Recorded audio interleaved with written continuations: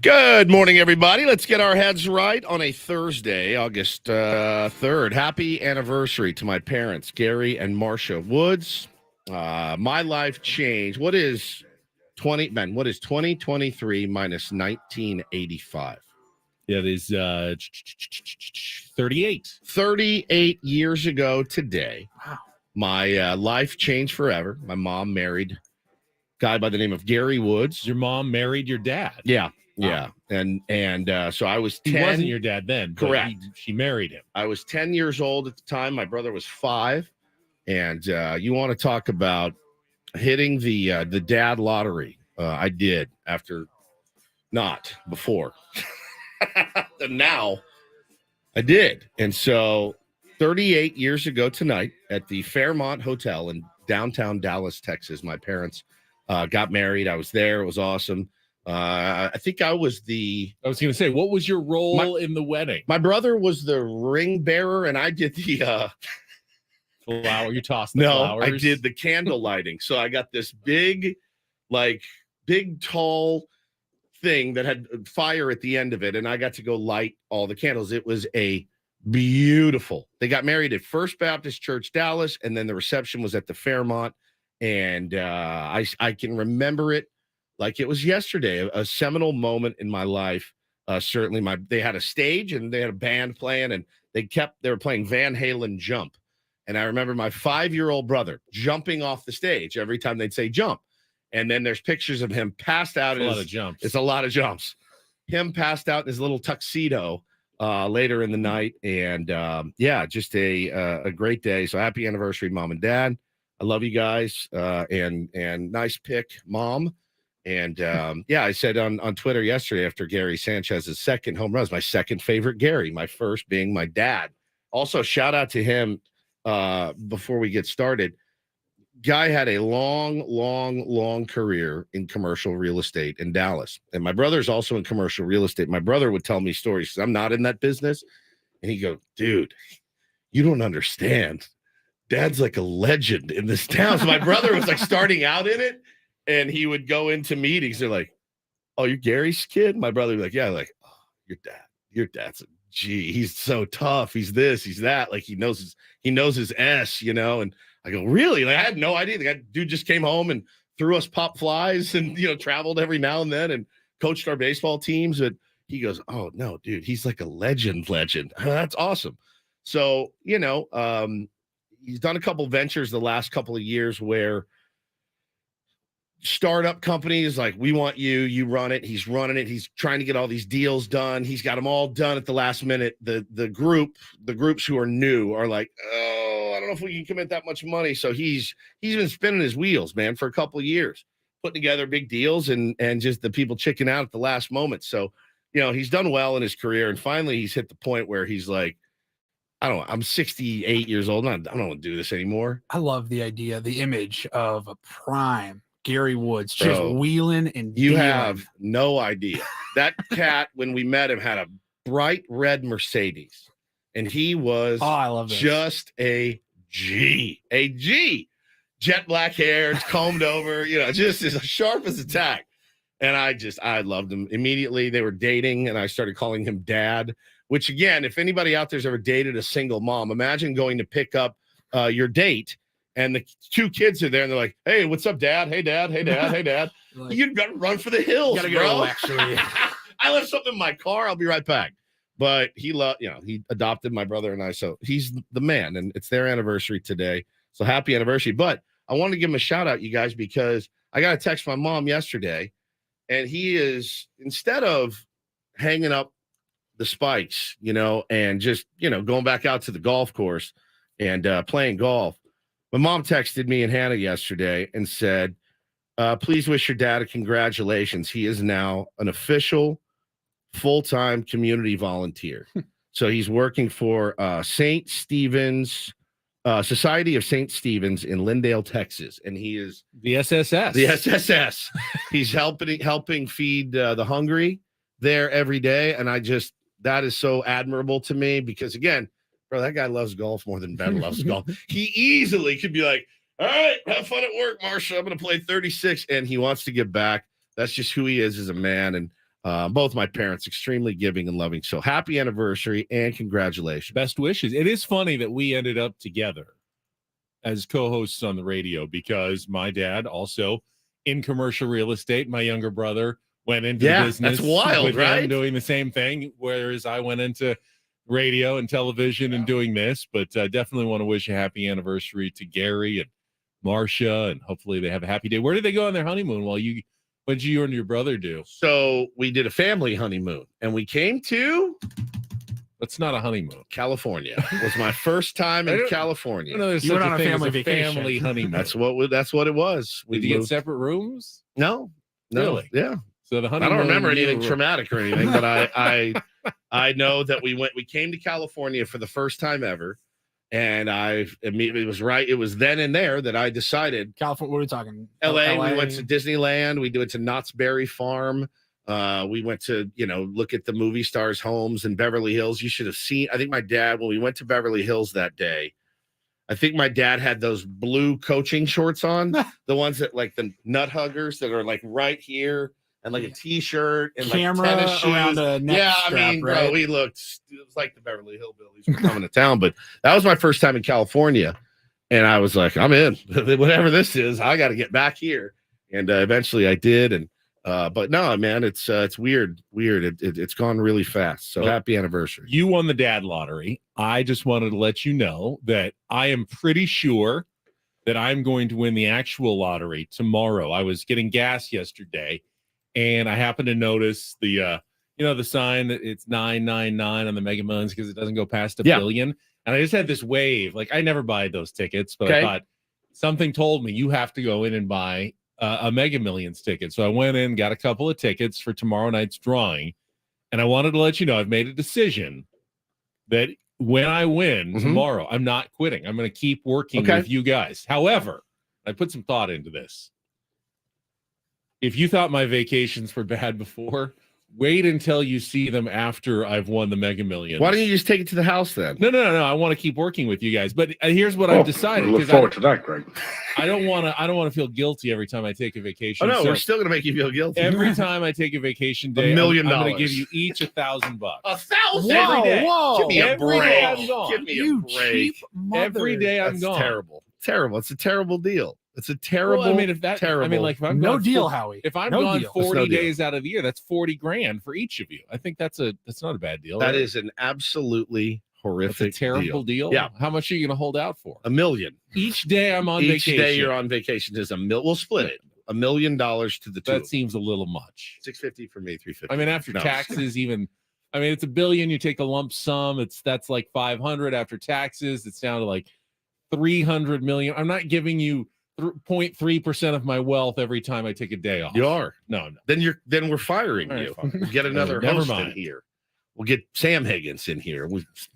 The Higgins and Woods. You're not going to win, but I'm glad that you think that you are. I'm pretty sure. Well, by the way, I'm Woodsy. That's Paul Reindl. He's our executive producer. Good morning, Paulie. Hello. And Benjamin Higgins is here. He of soon to be very, very wealthy Benjamin Higgins. Paulie today is heading up to the aforementioned Los Angeles, taking his missus to go see one of the biggest spectacles in America today.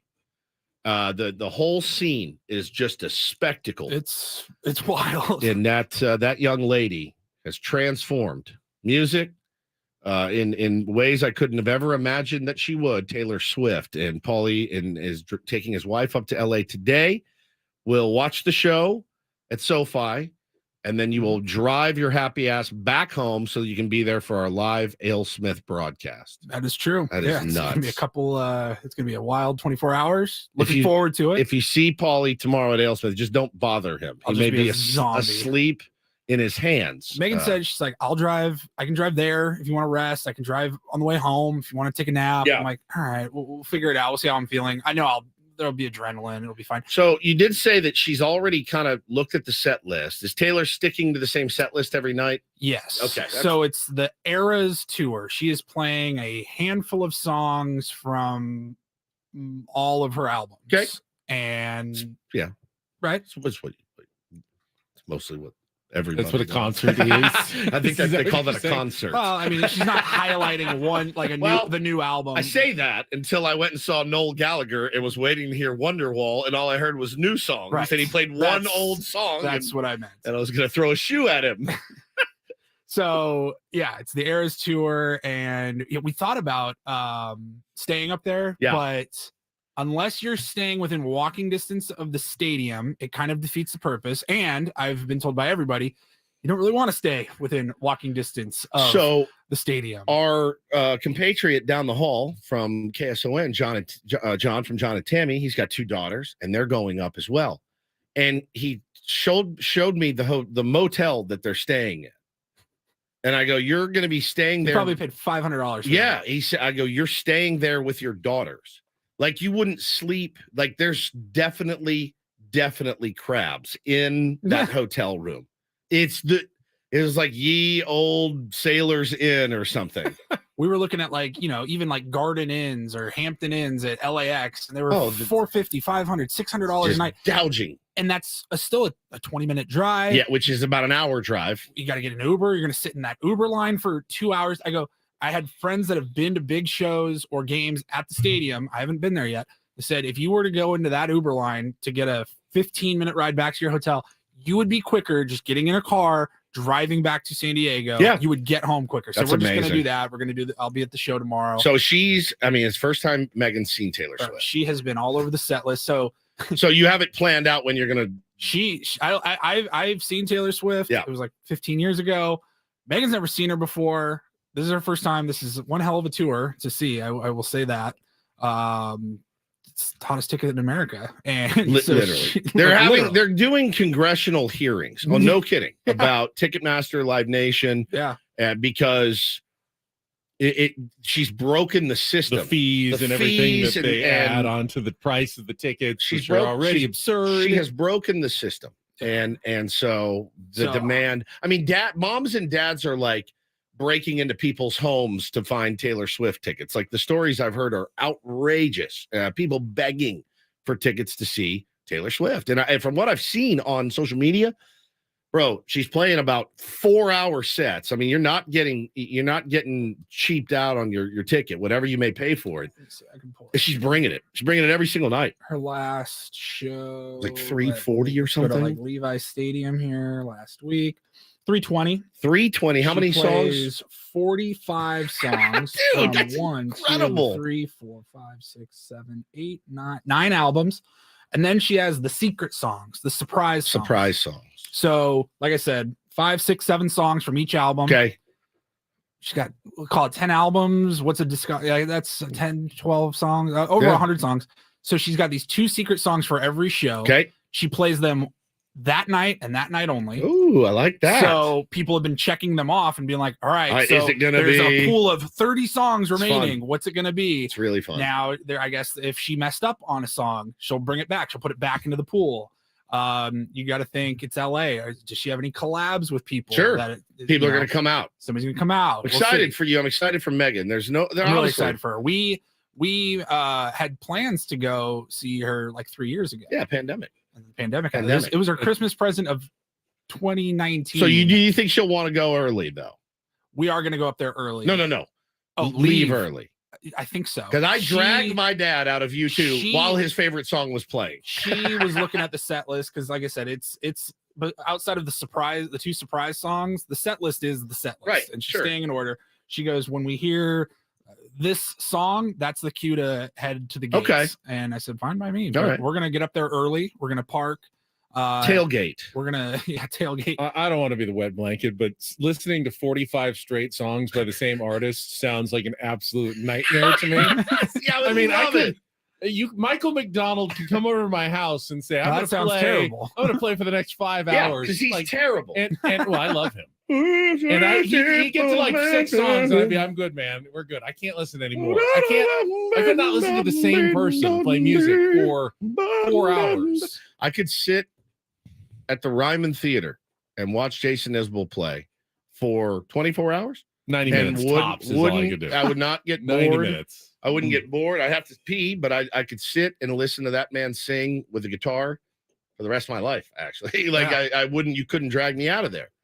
I'm Really, that's an interesting. No chance. Now, you know, Same songs are, artist, you know, just- songs are, unless it's an AC/DC show, the songs are going to sound different. It's the same AC/DC, person, same person performing that. Like, you're just, okay. It's just different levels of that different levels, pitch. of different drum beats, but No band songs sound more similar than Boston. I can't tell any of them apart. yeah, AC/DC's close, man. Every record they made, the sounds the same. But well, I'm excited for you guys. There's nothing like being able to check off an artist that you love, that moves you. I've got some coming up myself. Really, really thrilled about some of the shows that are coming up. But yeah, I mean, that's also just an event. Oh yeah, You know, like this I said, isn't going to see somebody at a theater, and you know, those are cool. We're cruising up to Inglewood around 11 this morning, and just to get there early, we're parking at the Kia Forum across the street. We're going to be the first car into that parking lot. It's a we're gonna cultural park by the touchstone. exit, so we can just get right out of there. And then I want to walk around the stadium. I want to see I think NFL Network's moved in there. Like it looks gorgeous. I'm excited to walk around, and then the show. I've seen video clips. It is a spectacle. It looks unbelievable. It looks like the Super Bowl. It's like going to the Super Bowl Beatles halftime in show. the when they first came to the United States. At this point, there's no doubt, dude. We got a huge show for you. See, guys I can listen to this show for 4 hours straight. I have no problem with that. It's hard to do for 4 hours straight, but 7:35, the great Major Garrett will join us, talk about the Padres deadline and Padres in general. At 8:00, we have a family meeting that is a little bit serious. Is this about my weight loss? It's not. Is it causing friction inside the room? No. I'm sorry. Let's say this. I know I don't want you to be jealous or anything. No, never. We can discuss it. Your weight loss isn't causing friction. I won't throw it in your face as much as I have. But been. I can tone it down. There has been friction. It's a good way to put it. Right. And then at 8:35, Eno Saris will join us. Jake Waters says, Ben has convinced me I shouldn't listen to 4 hours of the same show. How long is this show again? Well done, Captain. Very well done. Jake, good job there. It's the weight. He's lost. He's clearly loopy. Don't listen to him. Smarten up. We mix it up a little bit. We do mix it up. We are the same. It's the same, though. All right. We'll be back. Sorry, Jake. Don't go anywhere else. All of our regular features coming up at the same time. All of our regular features. Yeah, just the same formulaic show coming up next. Don't forget the traffic on 97.3 The Fan.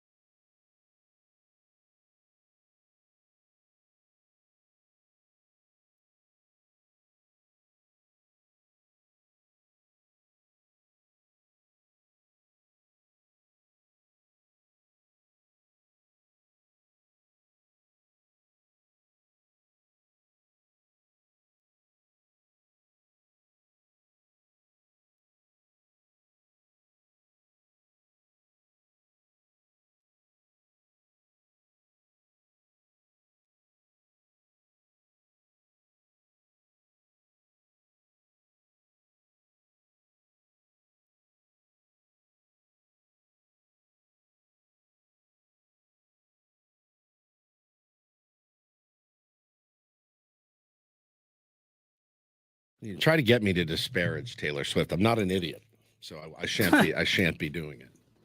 I love her. Little synergy on the Daily Diddy selection today from Paul Reindl. Right.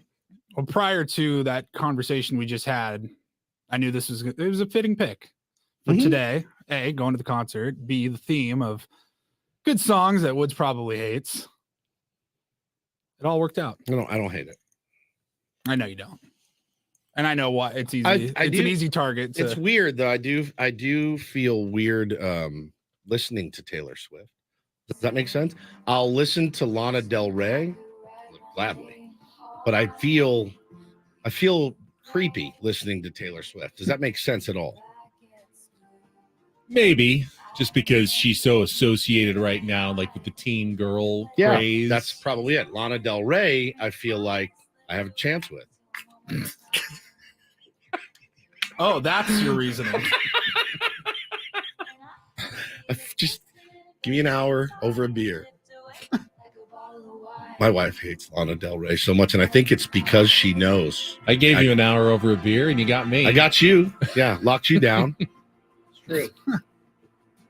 What's the name of the song? This is August by Taylor Swift. August. And it is August. It's perfect. Check so many boxes there. The Padres offense yesterday, checking boxes left and right. I had to think, and we'll get into the game in a second in our Padres wrap up. I had to think that G-Man Choi and Garrett Cooper, they got there yesterday morning, weren't in the lineup, so they got to kind of observe their new team. And I mean, it must have been going through their head, like, how is this team under 500? Why are we here? What is going on? How could this team possibly not be getting our rotation ready for the playoffs? How could this team possibly not have a winning record? I just watched us absolutely juggernaut. The lineup looks 1-9. They've got dangerous bats. We didn't even have any of our starting pitchers who are awesome pitch. The bullpen went in and dominated. What are the weaknesses on this team? You held a team at Coors Field to one run. Yeah. A bullpen day. A bullpen day. Looked like the greatest team we've ever seen. I mean, as we were mapping out what was probably going to happen yesterday, I fully neglected to mention Ray Kerr. I forgot he was here. Well, they brought him up yesterday. Oh, I didn't even know. Yeah, they brought him up after before our show. Brought him up before the game yesterday. After our show, they had made some moves yesterday. Idea. Didn't think about him. Did not cross my mind. We didn't discuss that. We didn't know what the moves were going to be. We didn't necessarily get them right either. Well, Tim Hill went on the injured list, which was unexpected. It cleared a spot. They brought up Ray Kerr. They DFA'd Brent Honeywell yesterday, which I mean is not out of the world shocking, but wasn't really one of the scenarios we were considering. Matt Carpenter remained on the roster, even though the speculation was that there wasn't going to be a place for him, but he was still there yesterday. Now, they do need to make another move when Rich Hill gets added to the 40-man, and now they're at 40, so someone's going to have to go. So Matt Carpenter not out of the woods yet, despite the talk yesterday. At least some people in the Padres organization, I mean, Bob Melvin clearly respects him a ton and his leadership, but there's also the matter of there's no place for him to play right now. He's not swinging the bat. Can you really afford to just have a good guy on the bench sitting there taking up a spot? So we'll see what they do to activate Rich Hill. He'll probably start Sunday. We didn't know about the Joe Musgrove injury. We'll talk about that more coming up as well. But, yeah, I mean, the new guys have got to be going. So what's your longest winning streak this year? Yeah, 3.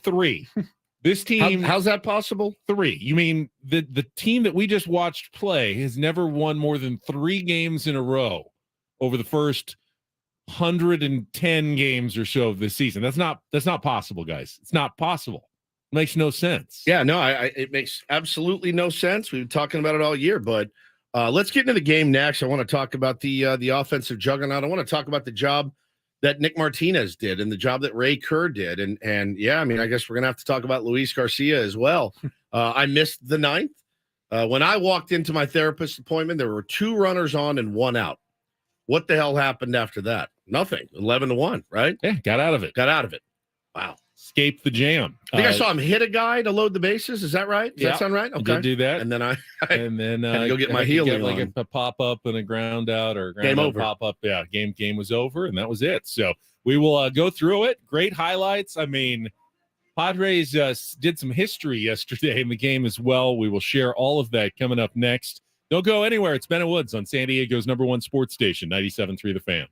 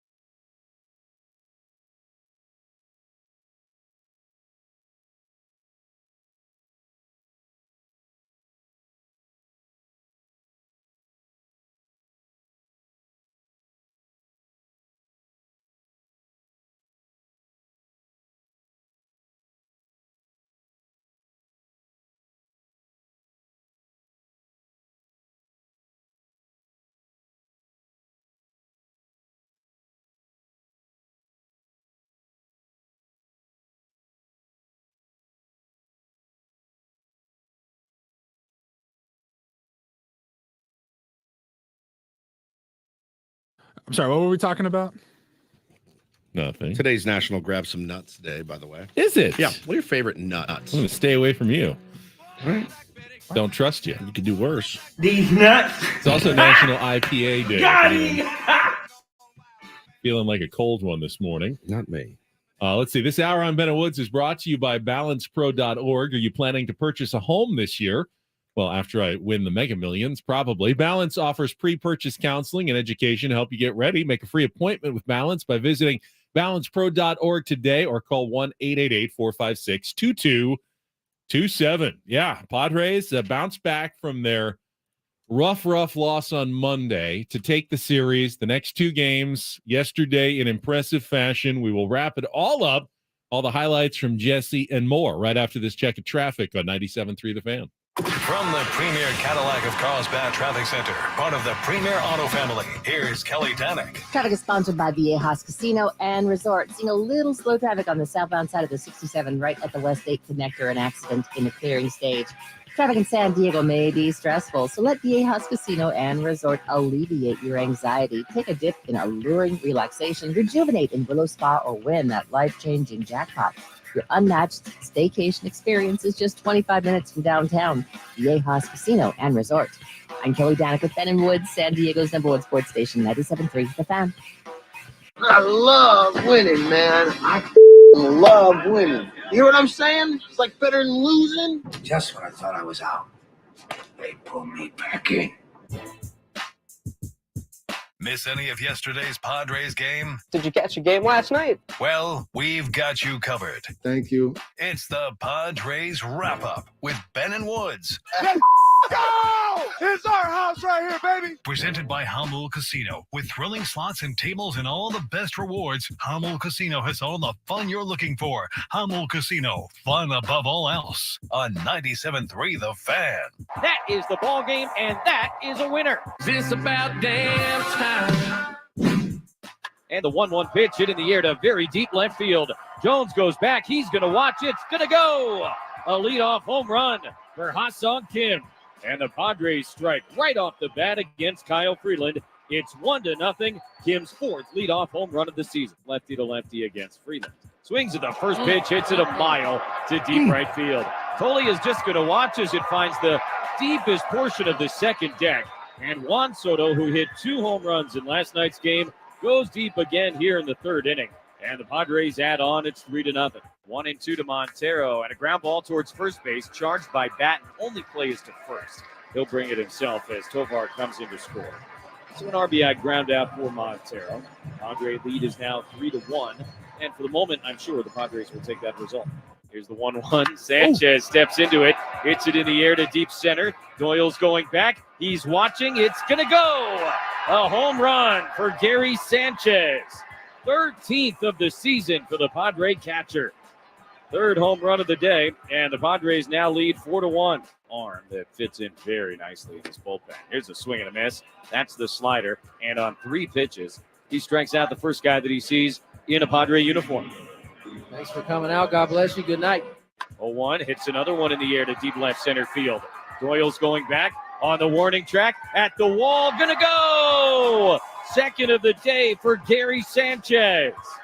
4th homer of the afternoon, and the Padres lead it 5-1. The 1-1. Tatis swings, hits it in the air to deep left field, down the line, and it is fair. A 3-run homer. The 100th home run of Fernando Tatis Jr.'s career is a massive blast down the left field line here at Coors Field. Now the 1-1 pitch. Cronenworth strokes it in the air out to right center field. That's a base hit for Jake. Manny rounding third. He's going to come in and score. Bogarts will be held at third, and Cronenworth at his second with an RBI double. 9-1 Padres in the 9th inning, and a 6-game hitting streak for Jake Cronenworth. The 0-2 pitch, and Gary hits it on the ground to the right side. That's into right field and a base hit. Bogarts will score. Cronenworth's right behind him. What a day for Gary Sanchez. 2-run single here in the 9th inning, and it's 11-1. Pitch from Garcia, swung on and popped up. Out into center field. Trent Grisham is there. He makes the catch, and the ball game is over. Padres win it here in Denver to take the series, and they have won 6 out of their last 8 games. to get to within one game of 500 for the first time since June 18th. Well, have we been 5 out of 6 yet? So I don't know on that, but we're doing it differently. We're playing defense games. We're swinging the bats. We're getting pitching. We're starting to get our timing a little bit better as well with when we get a well pitched game and or offensively. Padres definitely earned their bonus 30 seconds if it was home run derby yesterday based on the distance of those shots. Saw the note, I think AJ Cassavell had it first.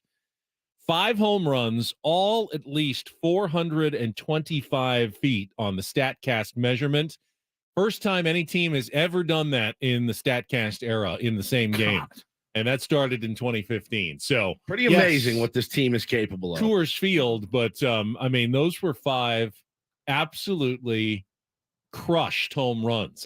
Starting with Ha-Sung Kim, you don't think of him as hitting the long ones, but his went 425 to start the game. The other ones were massive. Gary Sanchez, both out to center field. Juan Soto's up to the second deck at Coors Field, and honestly, it looked like it had a chance at the third deck for a second.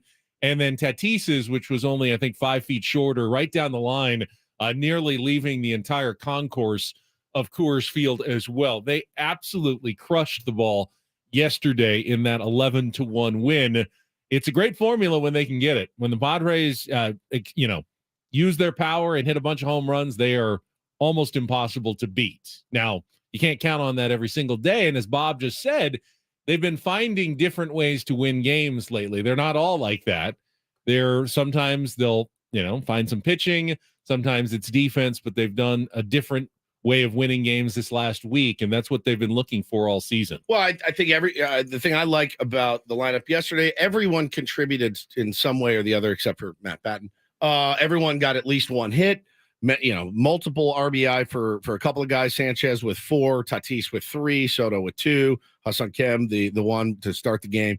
Everyone's contributing right now, and that felt really good to see. And then again, you can't really talk about yesterday's game without talking about what the bullpen was able to do. And yeah, man, you go into that game a little bit dicey. You're sweating it a little bit as a Padre fan. The offense completely bailed them out, but you still got to go out there and collect 27 outs somehow with the guys that you have. And I thought Nick Martinez did a phenomenal job. 1 hit in 3 innings, 38 pitches. Ray Kerr made me about as nervous as I've been all season.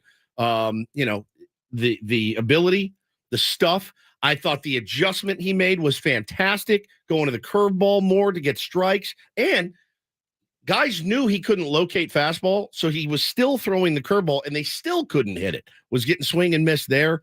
Harness that a little bit. That's a freaking dangerous weapon right there. He had been throwing really well in AAA. Yeah. We weren't talking about him. We didn't know he was coming up yesterday, but he had been throwing well in AAA. We'd seen him a couple of times in the big leagues earlier, but yesterday, and again, I was, tearing my hair out. Me too. When he had walked the bases loaded, gave up a run without a hit.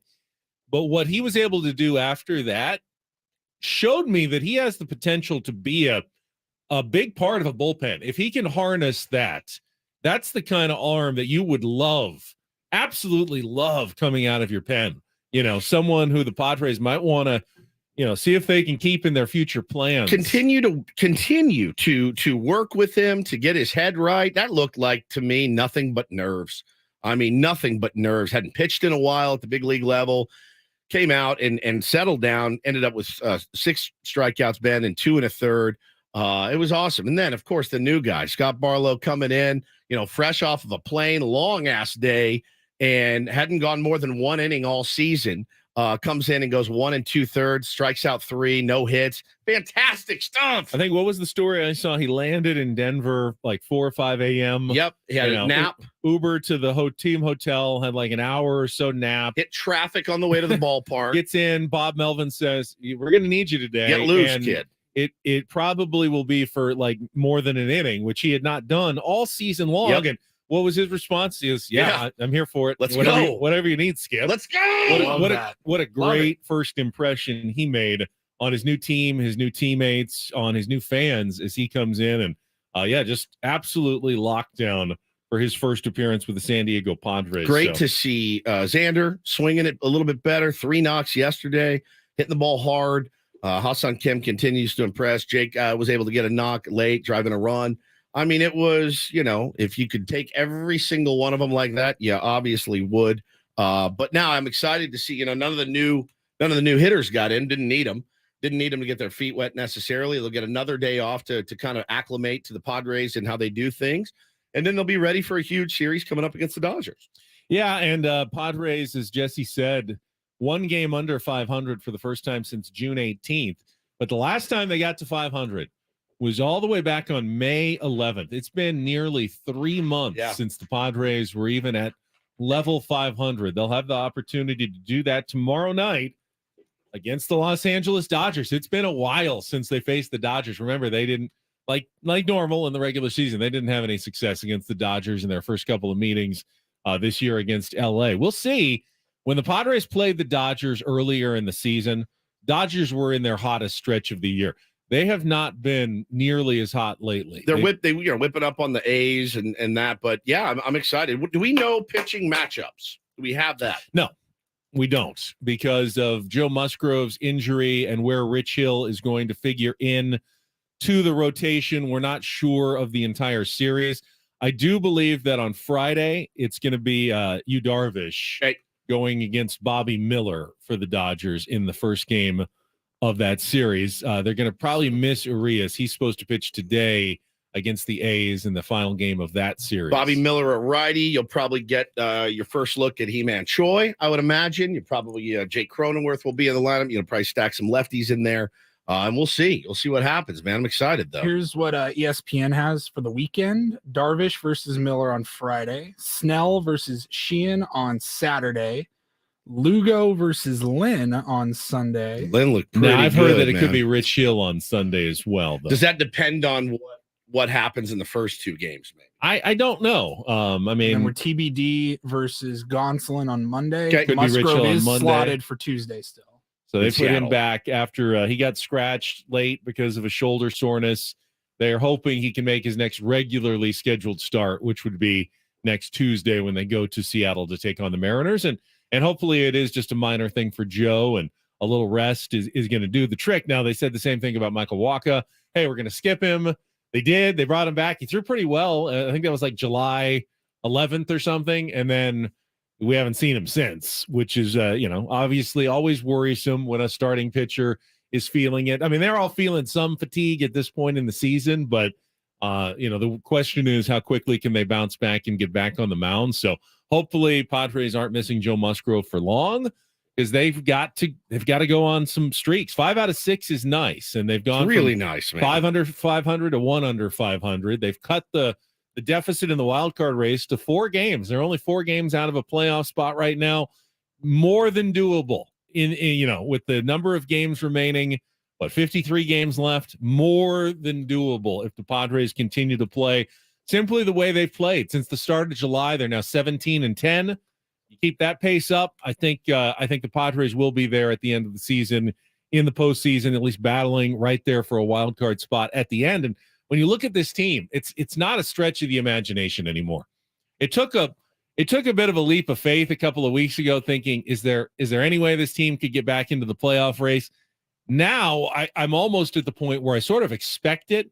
I'm also, as a Padres fan, aware of the fact that you take one step forward and all of a sudden the ground falls out from beneath your feet. What's going to happen next? But at the moment, even given the fact I know they're going to have some more devastating losses. Oh, yeah. They've bounced back from all of those this year. As Bob Melvin said, I don't know why we keep having these sort of games where we're, excruciating, painful losses, but at least we always seem to bounce back and come back and do well in the following games. And they have, and they did in Colorado again. Makes me feel like this team should be there at the end. And if they are, I guarantee you, nobody wants to face the Padres in October. There's a lot of teams they'd rather face in a playoff series first before seeing the San Diego Padres come to town. Yeah, I couldn't agree more, man. I'm pretty optimistic, and again, we'll see how it plays out against the Dodgers. You got to win Friday night and set yourself up. 4-game set, the rare 4-game set. It's gonna be a grind. There's no doubt about it. Sunday night baseball this week. Yeah, Sunday night game baseball. on ESPN, 4:00. I think like 4:10 start. Can't on wait Sunday to night. hear Freddie Freeman mic'd up. It's gonna be great. Ooh, ooh. It's gonna be awesome. Isn't it usually the home? Doesn't the home team usually get mic'd up Yeah, more, it's or the does Dodgers though? So it doesn't really matter? talk to boring Freddie. Let them be Freeman. distracted by the Fine. microphone during the game. Fine by me. Yeah, you just have to find a way to not, you got to find a way to at least split and hopefully take the series. They're only 8.5 back of the Dodgers. I know, it's man. not. I mean, I'm not Stupid. thinking about that right now. But you win the series, you take 3 of 4, you cut that to 6.5, and all of a sudden, even the division title is something that is not out of the question for the San Diego Padres going forward. Let's not get ahead of ourselves. Paulie's thinking, but Settle down. Let's think about Winston Wolfe here from Pulp Fiction and what he would say. These These were a Colorado Rockies team that traded away most of their pieces. Let's not go last place. There's no reason you shouldn't have swept that series, and you didn't. So, yeah, I will also remember the realistic version of this season as well. The Winston Wolfe. Let's not go blanking each other's blanks just yet. Okay, not out of the woods here by any stretch. No. All right, but a good step forward over the last couple of days as well, and with the newcomers coming in, I mean, we'll see how much time they take to kind of get their feet wet and adjust. But they're going to be right in the fire this week. Hey, welcome to the San Diego Padres. You have a 4-game set against our non-rival big brother, finger quotes. Let's get after it.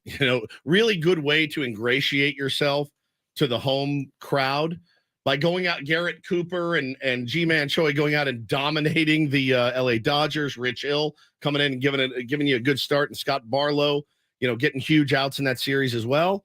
I'm excited to see it.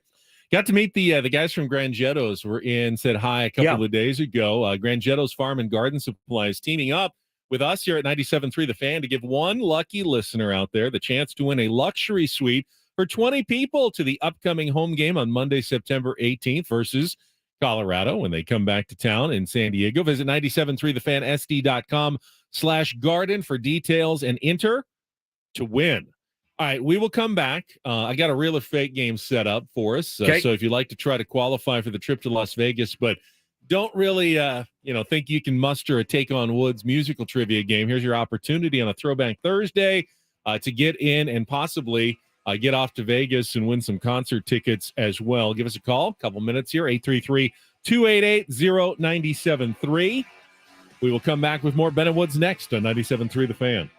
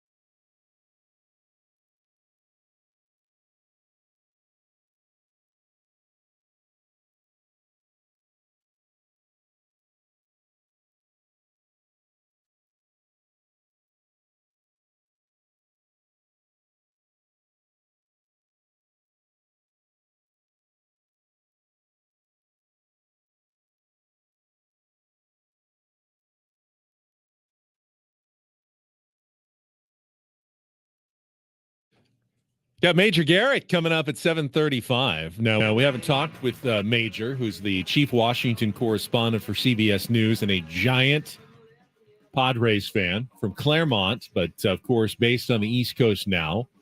He is. The last time we had him on, he was pretty much ready to throw in the towel. Yeah, he was pretty steamed. He's been critical. He's a fair-minded fan, but certainly he does not hold back when he's got criticism. And he's influential. I mean, he's got a line to people who are influential among the Padres. Oh yeah, and he's been there. Let's put it this way: when he comes to town for games, he doesn't sit in Gallagher Square.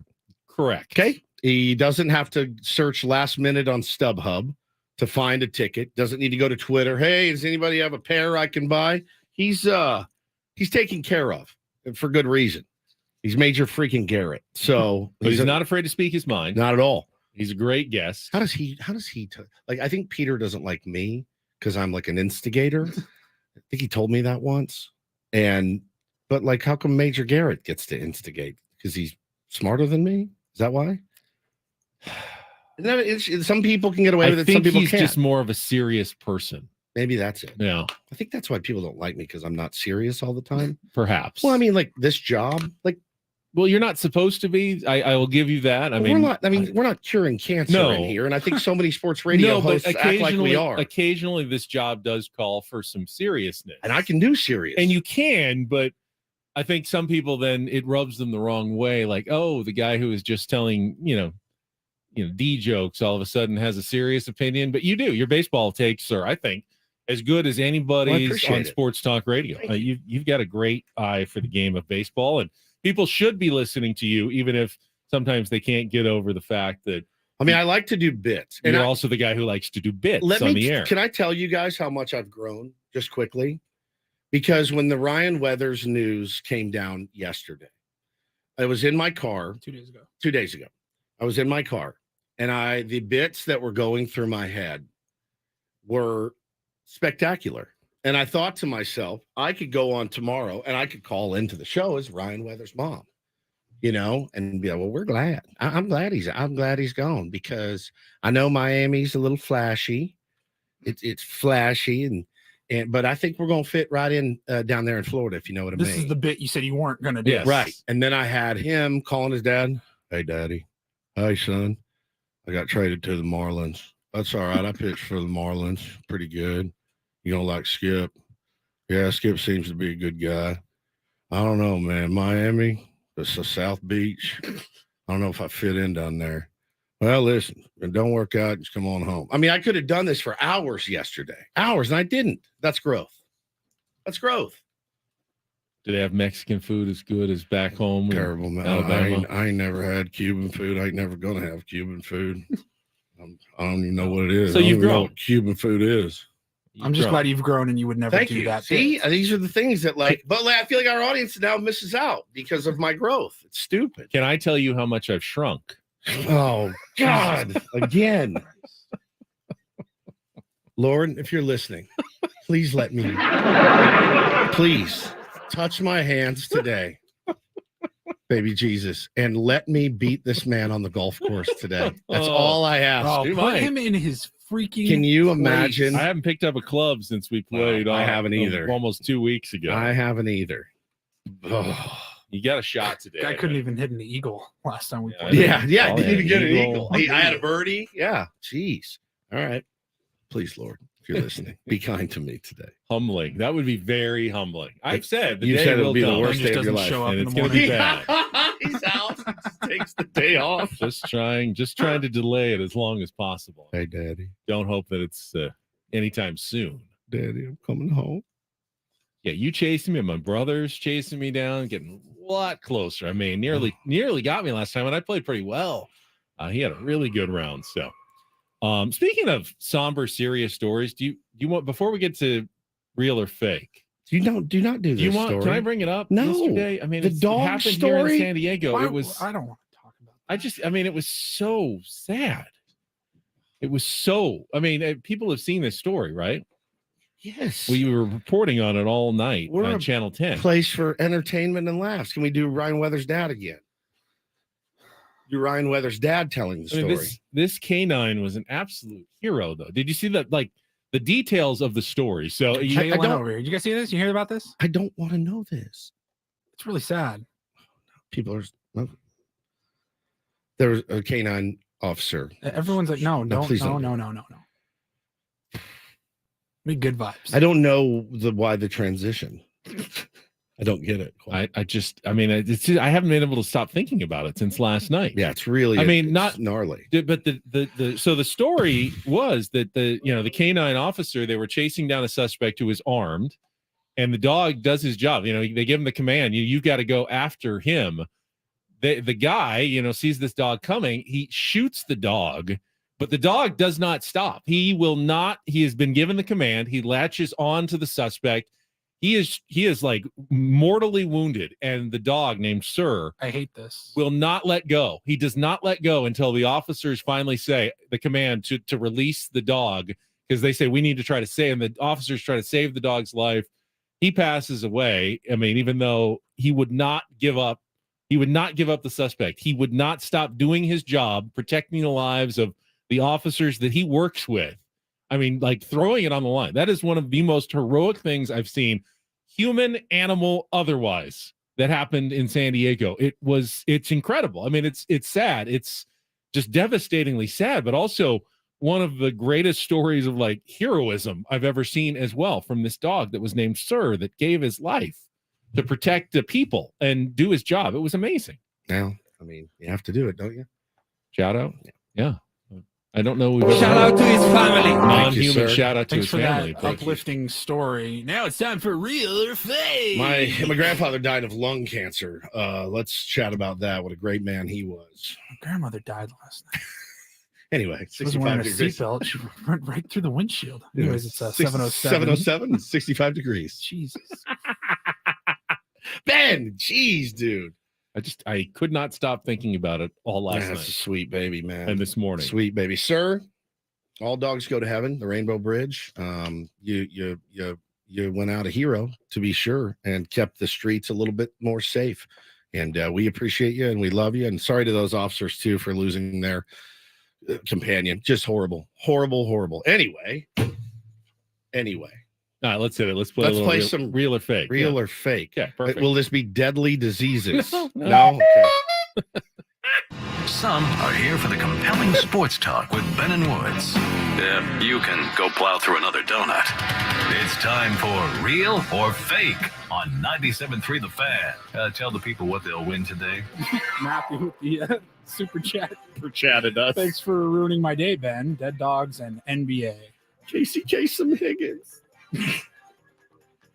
I gotta do a dead dog story. Maybe we'll play that later. One of the best pieces of audio. That's a great one. Is Ed Mike on the phone? Oh, it's so good. I gotta dump out of a record and do a story about a dead dog. The best.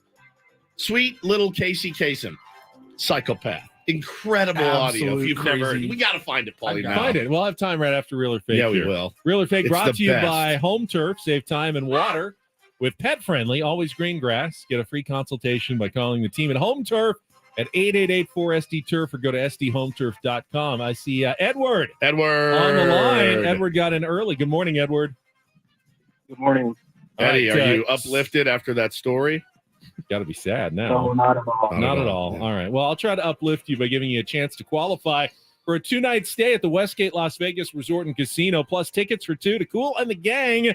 They are going to be at the International Theater, a residency through 2024. You can get tickets now at Ticketmaster.com. Plus, the Westgate Las Vegas Resort and Casino features newly designed premier rooms, part of their $70 million room renovations, home of legendary Vegas fun.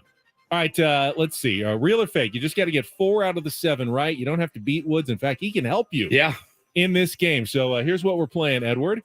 Everybody knows Twinkies and Ding Dongs, right? But how familiar are you with the rest of the Hostess snack cake line?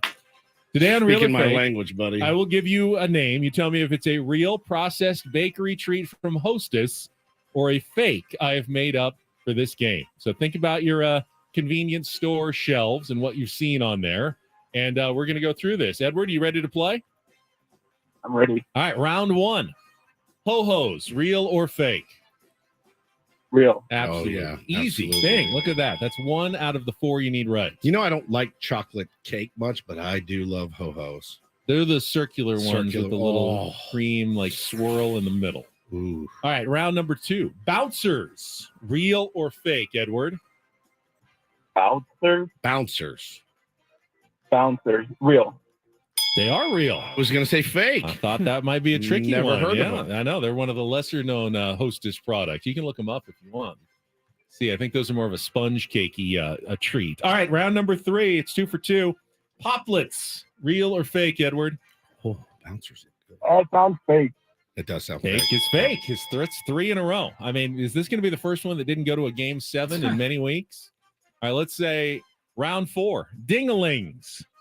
Real or fake, Edward? Pervert. Did you say fake? Fake. You win, Edward. Wow, that's 4 it. straight. 4 straight. A sweep. A series sweep for Edward. Just like that, he's entered into the drawing for the trip to Las Vegas. Let's see how you do on the rest of them here. Zingers. Real. Real, yeah. Casbars. Fake. Can you repeat that one more time? Casbars. Kaz. Yeah, fake. No, that one's real. Damn it. Crumblets. Oh. Crumblets. Crumblets. I mean, it would sound like a donut, but I'm going to say fake. Fake, yeah. All right, nice. Oh, you only missed the 1 on the Casbars. Very good, Edward. Hang on the line. Paulie's going to get your information. You might need to stay a couple of minutes, though. Do you have the Casey Kasem? I do. Yeah. This is classic audio. Just incredible. It's the top 40 countdown that he used to do. He had to record it every week. You I know, mean, just an icon in radio. I mean, the best. The best. We grew up with him. Recently, there was a death in our family. He was a little dog named Snuggles, but he was most certainly a part of... Let's go start again. From coming out of the record. Play the record, okay? Please. See, when you come out of those up-tempo damn numbers, man, it's impossible to make those transitions. And then you got to go into somebody dying. You know, they do this to me all the time. I don't know what the hell they do it for, but damn it, if we can't come out of a slow record, I don't understand it. Is Don on the phone? Okay, I want a damn concerted effort to come out of a record that isn't a up-tempo record every time I do a damn death dedication. Mm-hmm. Now, make it, and I also want to know what happened to the pictures I was supposed to see this week. Yeah. Because the last damn time, I want somebody to use his brain to not come out of a damn record that is that's up-tempo, and I got to talk about a dog dying. I want to know what the up-tempo record was. More than anything, what was the song that he came out of to talk about Snuggles, the dead dog? I loved the countdown. I loved it. I listened every week. I just have vivid memories of like, all right, they're the number 1 again. We built this city by Starship. And but the long distance dedications, I just thought they were the best, just the best thing. But him melting down, I've had those at Adam before. It also makes you appreciate, though, the freedom that we have to structure our show. Because even a legend like Casey Kasem was going, I got to do this. Who is deciding to do this for me every single week? So. Difference is he probably made at that time probably $2 million a year to do it. So yeah, there you go. So that's our dead dog dedication story. Yeah. All right, we got great segment, guys. Is Don on the phone? We got don't do this. Yeah, we got to complain to Don. Oh, karma may be coming. Oh. For the LA Dodgers, of the perfect karma. We would never do a scoreboard meme. They did something in Dodger Stadium last night. Man, it could haunt. It's way worse than, way worse than crying Clayton Kershaw. Baseball gods, I know you're up there. Do your worst. This would be a great time to strike down that team in blue right now. Let's make a mountain out of this molehill coming up next. We'll come back after a check of traffic on 97.3 The Fan.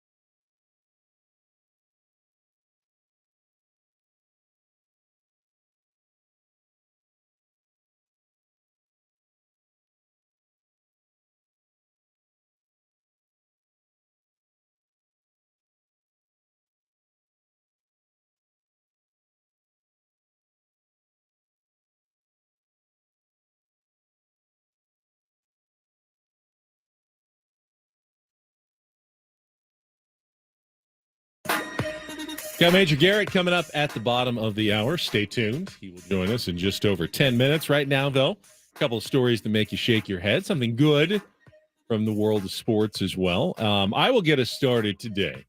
As you know, there's a few restaurants that I probably won't go to in my life. I have standards when it comes to my meals. And there's a very good chance that you will never see me inside the newest establishment opening up in College Station, Texas. Have you ever been to College Station, Texas? It's one of the worst places I've ever been. Well, I was blown away. Call this maybe one of the worst places at one of the worst places. Johnny Manziel is opening a bar. Former Padre draft pick. That's right. It's called Johnny Manziel's Money Bar. After, Money Manziel. Yes. Manziel, who's had a checkered past, is going to trade on his name in the state of Texas, and the only place where he might still be popular in life in College Station to try to make some money out of it. I just can't imagine that is this going to succeed in College Station? Probably. Do they like him enough there? Probably. That's the only place it would succeed. He couldn't open it in Boston or couldn't open it in Cleveland, couldn't open it in San Diego, I would imagine. I mean, maybe, but I doubt it. I mean, College Station is where it will succeed. Here's the thing, though, for me, like Johnny's had a rough go of it, and there's been some substance issues, and it's that thing of like, is owning a bar the best choice, and being like, how old is he now? He's got to be maybe 35, 33 or 4. I don't even know if he's that old. Just kind of like 30. Just kind of being in College Station. And I don't know that he's going to be behind the bar making kamikazes. I don't. No. It could be just an investment. He may never even show up. It may be his name. Yeah. I think he lives in Scottsdale, so I can't imagine. I think he's probably got a pretty good life there. And if they want to stay on brand, the food's going to be very overrated and will get intercepted on the way to the table. But thank you. You're just on fire today.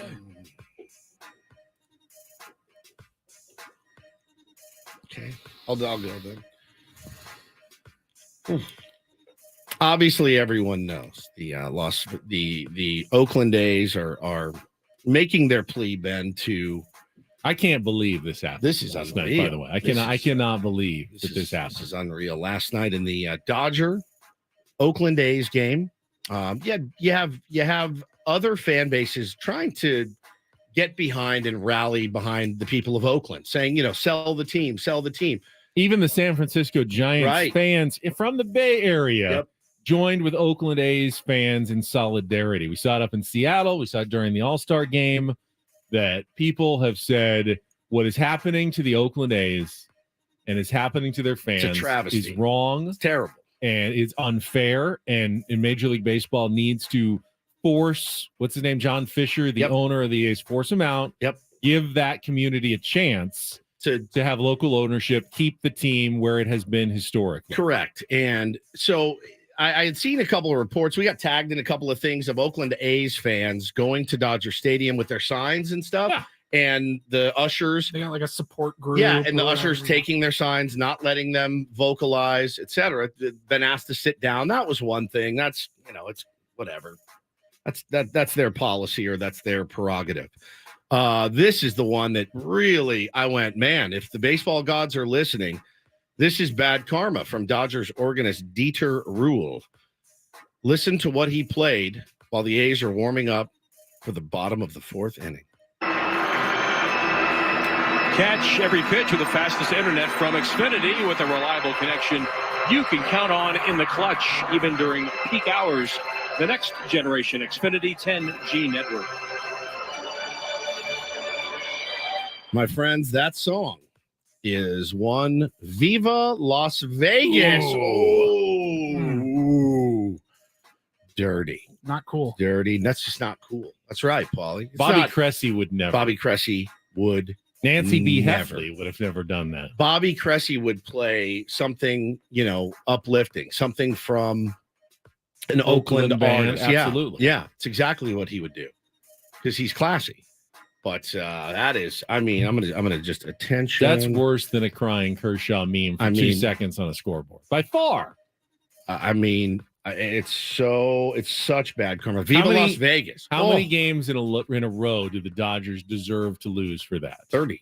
30. That would be an appropriate karmic sentence. punishment. Yeah, I think so. For playing Viva Las Vegas during the Oakland A's visit. Well, man, certainly hope they lose today to the Oakland A's. That would get things started on the correct karmic foot.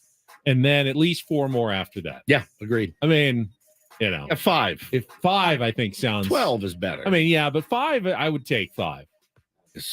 I can't believe it. I don't get offended. Baseball very gods easily. Punish them. Punish them. I am offended. Paul, you got to do this for us today? I do. DD mega doo-doo. I do have a do this. Saw this from Front Office Sports yesterday. Team Jamaica had to launch a GoFundMe to help pay for their trip to the Women's World Cup. And they just recently knocked out Brazil and are headed to the round of 16 for the first time in nation's history. That's awesome. I love that. Is a fantastic. How much did they raise? Does it say? I can. A lot of dough. Try to find it here. I got the GoFundMe link. It's pulling up right now. They had a goal of $100,000. They raised just under $63,000. So they didn't even hit their goal. Didn't hit the goal yet. This will help. This will help. Yeah, but that got them there. That got them there the first round, and they are moving on, which is insane.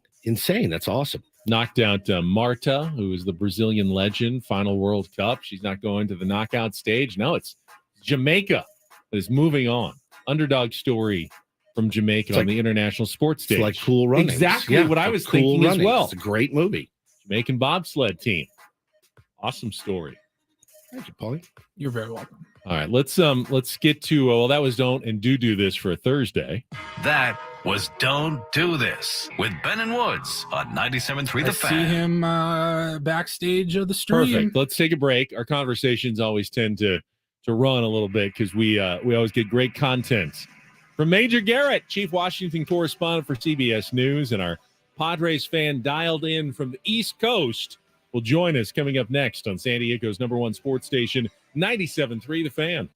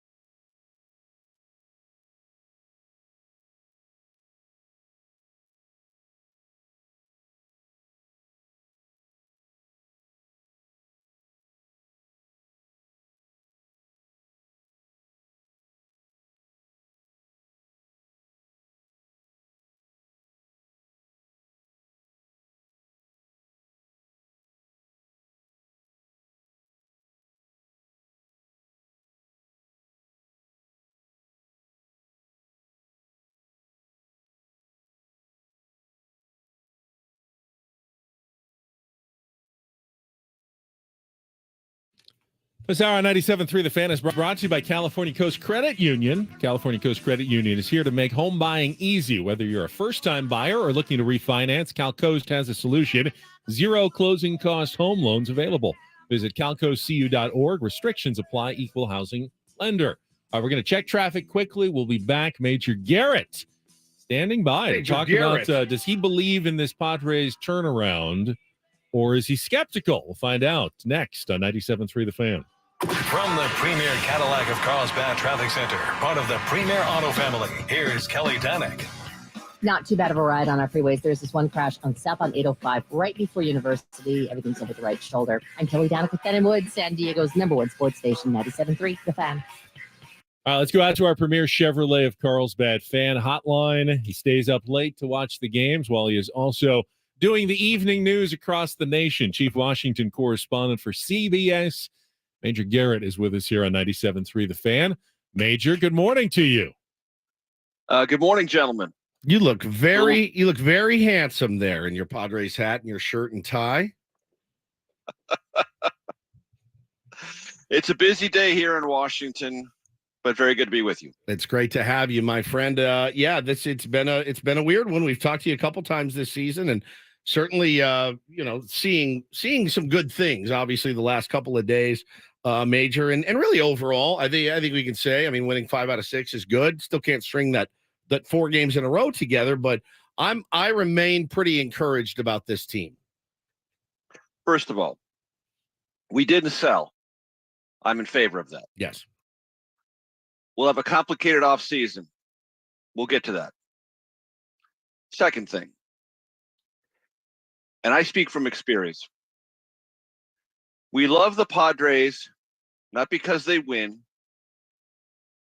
but because they are. Love it. That's where I've been my whole life. If I love this team because it won, I'd have given up decades ago. I love them because they are. They're my hometown. They're where I grew up. All my best memories. That's what this is about. Now, have we had too many excruciating losses this year? This team is the champion of excruciating, mindless losses. I hope that's ended. I like the acquisitions.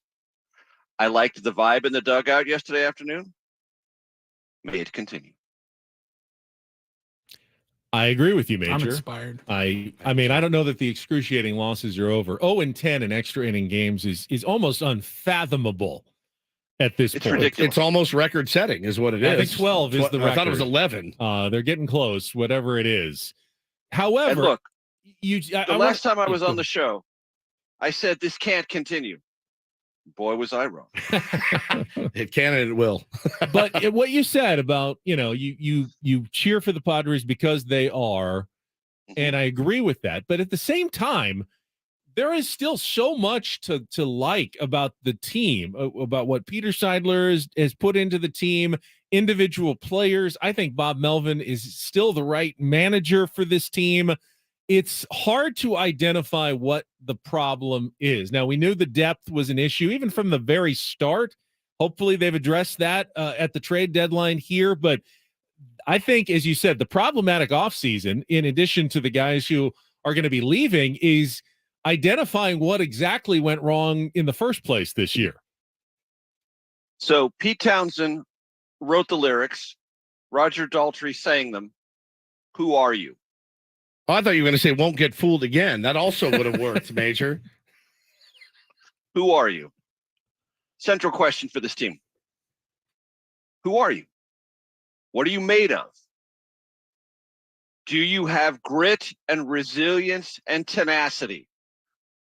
Those are the 3 components most conspicuously missing from this season so far. And yet, we are still on the tattered edge of relevance.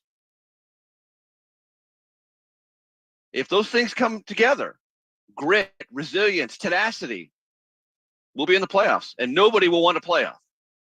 No one will want to play us. So there's still hope. If you want to put me on the stand and say, Major, have you given up on this season more than once this season? Yes, I have. At least 6 times. 6 times. It's like once every other week. He's like, I'm out. That's it. I'm done. You got to get me back. And be honest, out there, listeners, you're right there with me. Yeah. That means they've brought you back 6 times. Though. That's true. They have brought you back from the Exactly. dead. Yeah, that's exactly right. They are like CPR. I mean, it's true. You'll watch a game and be like, see, this is what we can do. This is who we are. This is the team that I love. Going out and sweeping the Rangers, I was like, okay, all right. Now we're not getting fooled again. Got fooled again and again and again. And lose the next day to the Colorado Rockies. Your head is just a teenage wasteland. This all is. Well, banging. That doesn't apply. Banging your head into the wall, Major. It's just another trick of the knife. That's exactly right. No, it is. We're talking to the great Major Garrett here on Ben and Woods this morning. I'm right there with you. They haven't lost me because I had said earlier in the week.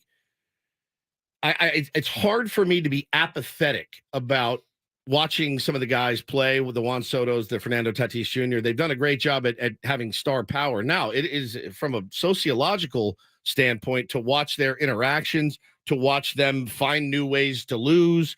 That's been interesting, but taking the emotion out of it, you have to do that. Now, when my emotion is in it, oh my God, watch out. I really need to be watching these games alone in a cabin somewhere because I'm on the razor's edge right now with this team, and especially this weekend against the LA Dodgers. It's about as big as it's gotten all year. Yeah, this has been a hectic news summer for me in DC. A lot of pressure, a lot of stress.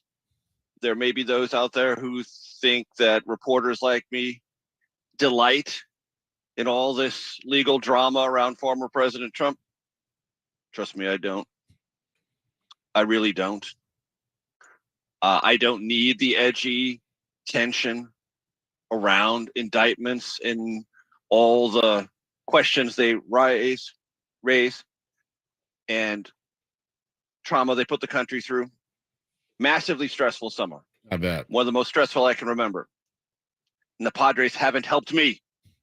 No, they have not. That's supposed to be the release, not the crappy icing on top of our the cake. off-hours entertainment is just maybe more stressful than our professions at this point. The Tony Gwynn Jr. was talking about it the other day, and he said, he stays very positive, and that's a guy that played the game at the highest level, also grew up in the game at the very highest level, and he stays positive, and I have more of that, I think, right now than I have at all this season. I do love what I'm seeing. I do love the additions. Gary Sanchez has been fantastic, much needed. Guys have stepped up in certain instances. It's nice to see Crony hitting a little bit again. Those are the guys that we need. Obviously, your superstars, Manny had a great July. Like, it's starting to round into form a little bit. And look, it's what I've come to realize, though, is no one knows anything. The Oakland A's win 7 in a row. The Reds rip off 12 in a row. The Dodgers could come in and win 4 in a row. And it's just baseball. It's hard to look at it and just say, well, it's baseball, but it is. It's an unfair game where you hit it 3 miles an hour and get a hit. You hit it 110 miles an hour and get an out. So I'm trying to, I'm literally in therapy every week, and don't think I don't talk about this and the Padres and my mental state about it. It's absolutely a topic in there every single day. So, but I'm right with you. I'm still having fun watching these absolutely elite players play at an elite level. Right. And you said something a minute ago, finding ways to lose games. The last 2 days, bullpen games both, won a surprising bullpen game, stole the game, maybe 2 in Colorado. That's what this team has to do. Steal games.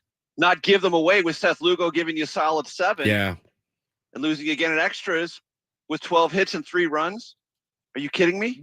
No more wasted starts. No more waste. If you could minimize the wasted starts, you're going to win so many more games. We're talking to Major Garrett. I think I said the other day, as bad as 0-10 in extra innings and 6 and 17 and 1-run games is, the really terrible stat is 31 and 19 in quality starts from your pitchers. And while that, hey, man, winning record, you need to win vastly more games. When you're getting 6+ innings, 0, 1, or 2, 3 runs with the kind of lineup the Padres have, they need to be winning 75, 80% of those games, not 60% of those games. That is completely unacceptable. I think the remainder of this season comes down to one number, 5. Everyone in that dugout should be devoted in every at-bat, in every base running decision to get 5 runs a game. Yeah. An obsession. Yes. To get 5 runs a game. That's the number. Not 4. 5. Doesn't matter how you get it. To be an obsession. Yep. Because we know statistically what 5 runs mean. 90% win. The bullpen is fortified. The starters are solid. 5 runs, boys. That's it. Now, whatever happens after the season, they make the playoffs. They win the World Series. They miss the playoffs. It's disappointing. They did not trade away their free agents to be at the trade deadline. Josh Hader and Blake Snell in particular, probably Seth Lugo as well, are all going to be free agents. I don't know, even as free spending as Peter Seidler has been, that you can bring all those guys back. So you referenced it earlier, the offseason uncertainty coming up. What are you kind of seeing in your Padres crystal ball coming up this winter? I think Hader is the hardest one to keep. The dollar amounts that are going to be waived in front of him are going to be astonishing. Yeah. Blake's going to be right behind that, but I think Blake wants to stay. I think he loves or come to love San Diego. And I think we can have a conversation that maybe is a slight and teeny discount. And Soto, look, I don't know. That's a huge ticket, and it's going to be balanced against whatever we do or don't do with Shohei Ohtani. Don't forget, the Padres as an organization came in a very close second in that derby the first time around. Yep. And they built an entire pitch to Shohei and his team that was really impressive. It was probably the most important developmental thing the organization did under Ron Fowler, to put that strong foot forward. Beating lots of other teams and coming in a close second. So Shohei knows us, knows the organization. We know him. I don't know how aggressive we're going to be in that market. And if we are going to be aggressive in that market, that's $600 million. You don't forget that AJ Preller learned Japanese to give Shohei Ohtani a direct, what was like a 10-minute spiel in Japanese to sell the Padres. You don't forget that even a few years later. So the Blake Snell, Josh Hader, Juan Soto, Seth Lugo conversation all must filter through the Shohei Ohtani conversation. Wow, man. Yeah, the offseason to me seems like, and I know it'll be here before we know it, and hopefully way later than we think. But it seems so far away right now, Major, because again, this team, 1 game under 500. I mean, as crappy as that sounds, you look at the division, you look at some of the teams above them. Cubs look to be figuring it out. They're scoring a lot of runs. Will that last? Will their pitching hold up with Stroman on the IL? You know, the Reds have been a really fun story. Will that hold up? I mean, the Marlins are up, down. They've added some nice pieces. That being said, will they be around? I do see a path, and I do like this. It's like, you know, it's like any other sport where when it's in your hands at the end, and you don't have to look and say, well, we need 4 teams to lose and 1 team to tie, and then they have to play a one. No, we're playing some of the teams that are ahead of us. For a player, that's got to be special. Saying, okay, cool. If we blow it, you know, it's because we blew it. It's not because other teams didn't do their jobs. If we do our job, we will be in the playoffs, period. It's right there in front of them. And it sounds dumb to say there is still so much baseball left. There's so much baseball left, especially if you just handle your business. Take care of your business. 5 runs. 5 runs. I love that. I love the 5-run mantra. Got a TV question from a small-time local sports anchor to major network television person. How do you wear a hat during the day and then go on TV? If I do that, my hair gets all mushed down. I cannot fix it later. Now, you may have a team of hairstylists back there somewhere at the CBS offices, but you've got a hat. I can't do headphones. I am a mess later in the day, but you're impressively wearing your Padres hat right now while you look otherwise TV ready. Yeah. So I've already been on TV this morning. Wow. We get up early here on the East Coast. So I have many blessings in my life.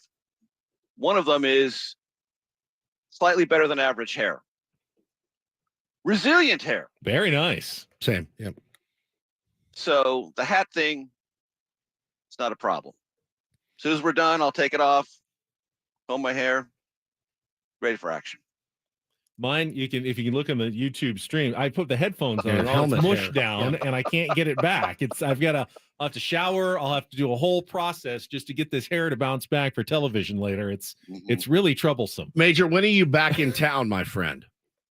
I hope sometime at the end of September. Okay, I didn't tell you. We're going to do a sleepover at your house at Rams Hill. I forgot to tell you. Me, Paul, Ben, September and you. might be a little early. It's still a summer out there. Rams is open. It's opening soon. Yeah, is that cool? Just do a sleepover, slumber party? Yeah, so as you both know, all 3 of you know, I have 2 properties in Borrego. Yes. So you guys will be in the tent encampment on my That's right. lot. One doesn't actually have a no house yet. Just a lot. A lot. All right. I'll do it. That's fine. Good content. I'll bring water and Cheetos by. Perfect. We can get a And that's sponsor, it. like an RV sponsor, and we can, sleep in an pull in RV. the Ben and Woods mobile, the wagon. I would do The it. Ben bus. We'll just take the Ben bus there. Well, we want to get out and play golf with you again. That was such a great day. So let us know when you come to town, come in studio, whatever you've got carte blanche on the show, as you know. And I know you're very busy right now, and good luck to you, man, covering everything that's going on. And may the Padres win some ball games this weekend to help relieve some of that stress. The Dodgers are coming.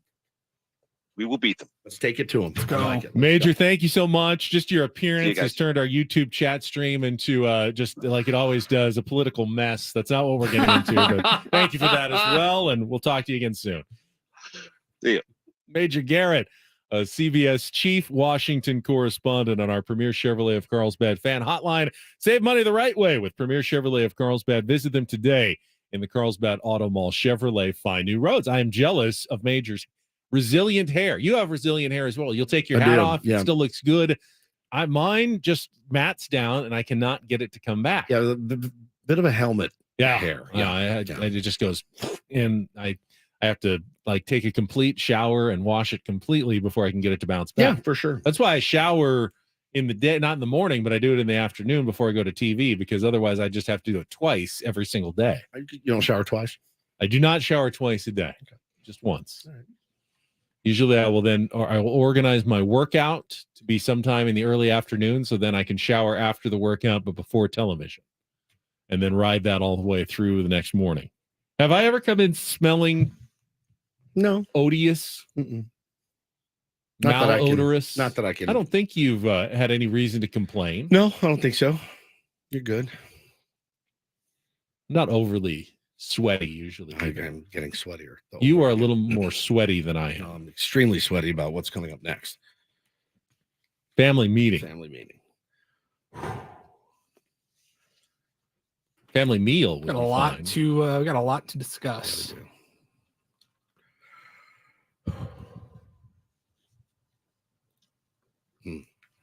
Okay. I mean, is it bad news? Is it good news? Can we It's news. Can we qualify what's coming up next? This is the parents. Hey kids, need everyone to sit down at This at is the a table. family meeting. We just like to put our cards on the table. Yeah. Mother and I have something we'd like to talk to you about. That's exactly right. It's exactly. Yeah, I would recommend tier ones, make sure you're in with us in our next segment. Yeah, don't go anywhere. Definitely do not want to be missing this discussion, because it'll be something you'll be talking about later in the day and and moving forward as well. So keep that in mind. Also coming up, if we can recover from family meeting, we will have Eno Saris joining us for his weekly Smart Baseball segment coming up at 8:35 today. So looking forward to that. And Paulie's got his Rindle Report headlines in the second half of the show as well. All ahead, looking ahead to the Dodgers series. Padres just a game under 500. We'll be back with more Bennett Woods on San Diego's #1 sports station, 97.3 The Fan.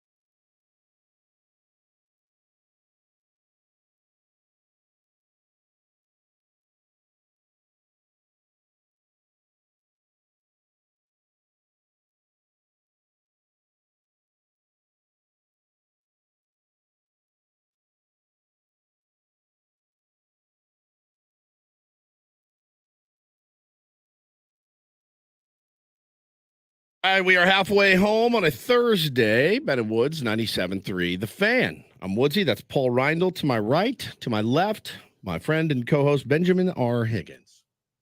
Hope you guys are having a fantastic morning out there in America's finest city. We've got a little meeting, I guess. Family meeting is probably the best way to describe what this is. Trying to think of the best way to get into it. We've been a show now for 5 years, and we're into our 6th year, 5.5, yeah. 5.5 years. And I was talking to a buddy about it yesterday and told him, just kind of going over some of the trials and tribulations of the Ben and Woods program since we started. The working at a station that all of a sudden just one day it's gone. I can vividly remember crying on the air because I didn't want it to end. Got a small child at home and married and need insurance and all that.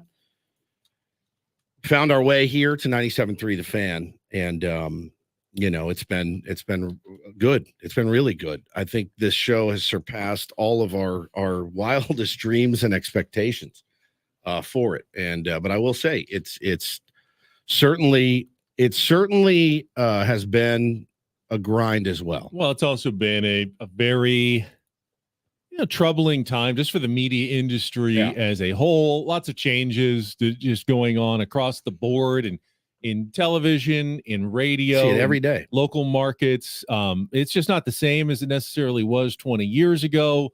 What options are out there. You really, this is our, kind of our livelihood, and you never really know. There's not a lot of assurances in this business. There's really not. And every day, I try to approach it. It's why I care so much about it. I do take it very seriously, trying to give you guys a product every day that you can enjoy and one that you put a lot of thought and effort into to do things a little differently, maybe to go against the grain from time to time. Sometimes it backfires, sometimes it all works. But as you guys know, the end of this year is our final. Our contract is expiring at the end of this year, December 31st. And a few months ago, they came to us and said they were interested in talking about an extension.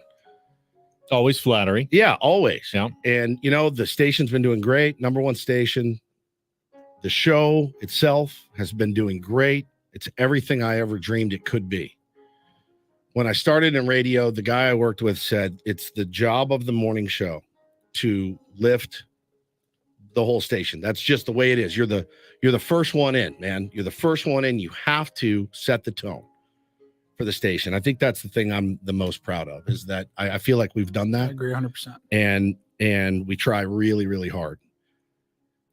So they sat down, Ben and I have an agent. It's the same agent, our agent Brad, and started doing some talks with the higher ups here. And we try to keep out of it. I always say every time I'm going to stay out of it, and I never do. We hit a snag in this one. It was a big snag. And he's more than a snag. It's Paulie. Paulie was the snag. Yeah, Paul. Yeah.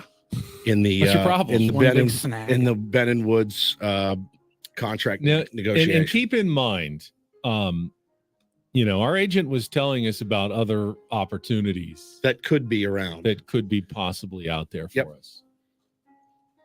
And so, Ben and I mean, the name of the show is Ben and Woods, but it might as well be Ben, Woods, and Paul. We've been the Three Musketeers. We've had other members of the show come and go. Our beloved Hammer. Shout out to Hammer. We love Hammer. We miss Hammer. He's doing great. COVID casualty. He didn't die of COVID. No. Just the layoff. We love Hammer. Hammer was a big part of us being successful here when we first started 97.3 The Fan. So as we started going through the negotiations, it became more and more evident that things were not going to be necessarily fair and even. And that's something that was important to me and important to Ben. And had many, many conversations with Paul about it. And the way I looked at it was this. it's hard. And again, I just mentioned I've got a wife, I've got 2 kids, insurance, the whole thing. Like as much as I would like to say, hey, it's us or them, it's hard. You are a show. You want to stick together. You have to do your very best. Paulie's also a young man with an extremely bright future who has done incredible things for this program. He created the YouTube feed, which is a revenue stream. He does our merch store.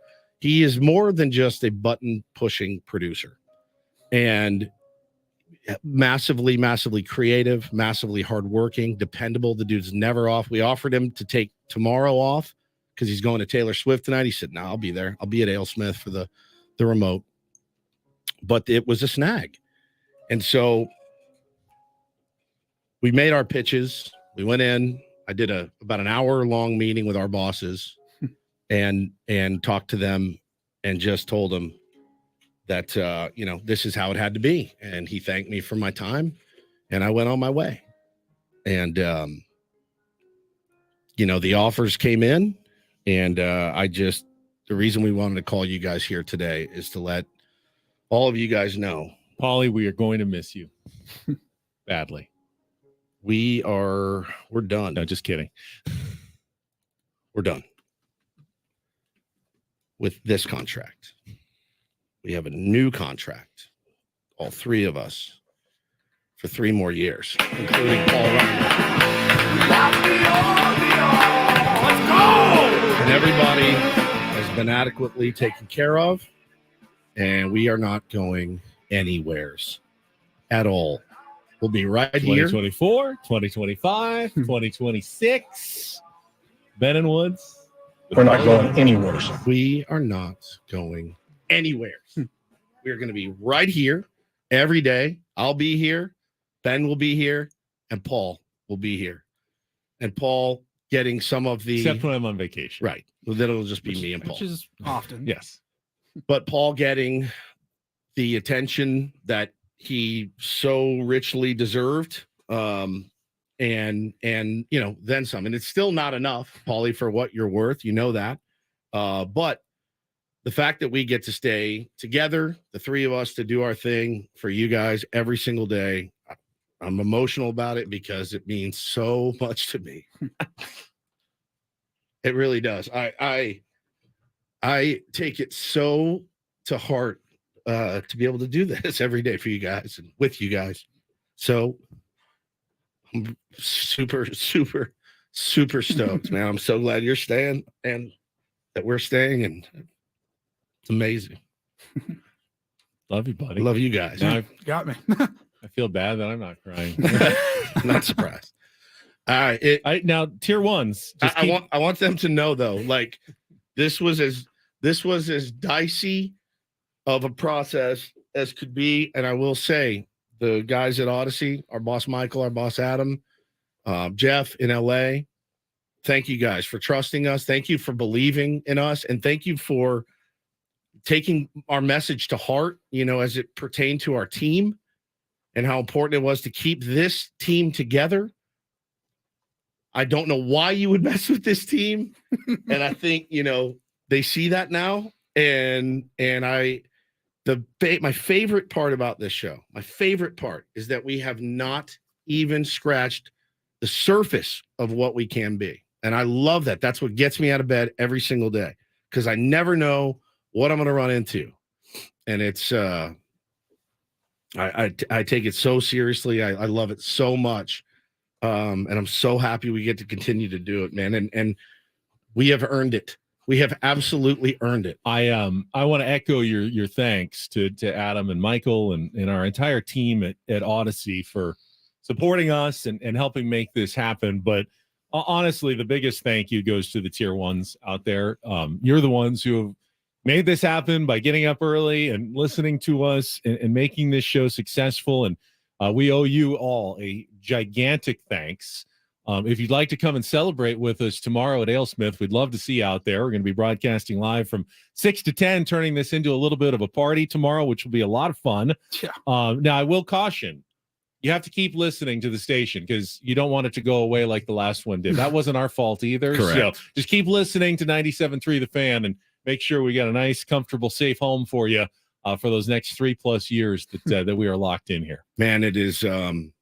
It was so dicey, and I it's a weird spot to be in, right? Because you've got your boy who you love, and you've been through the absolute battles.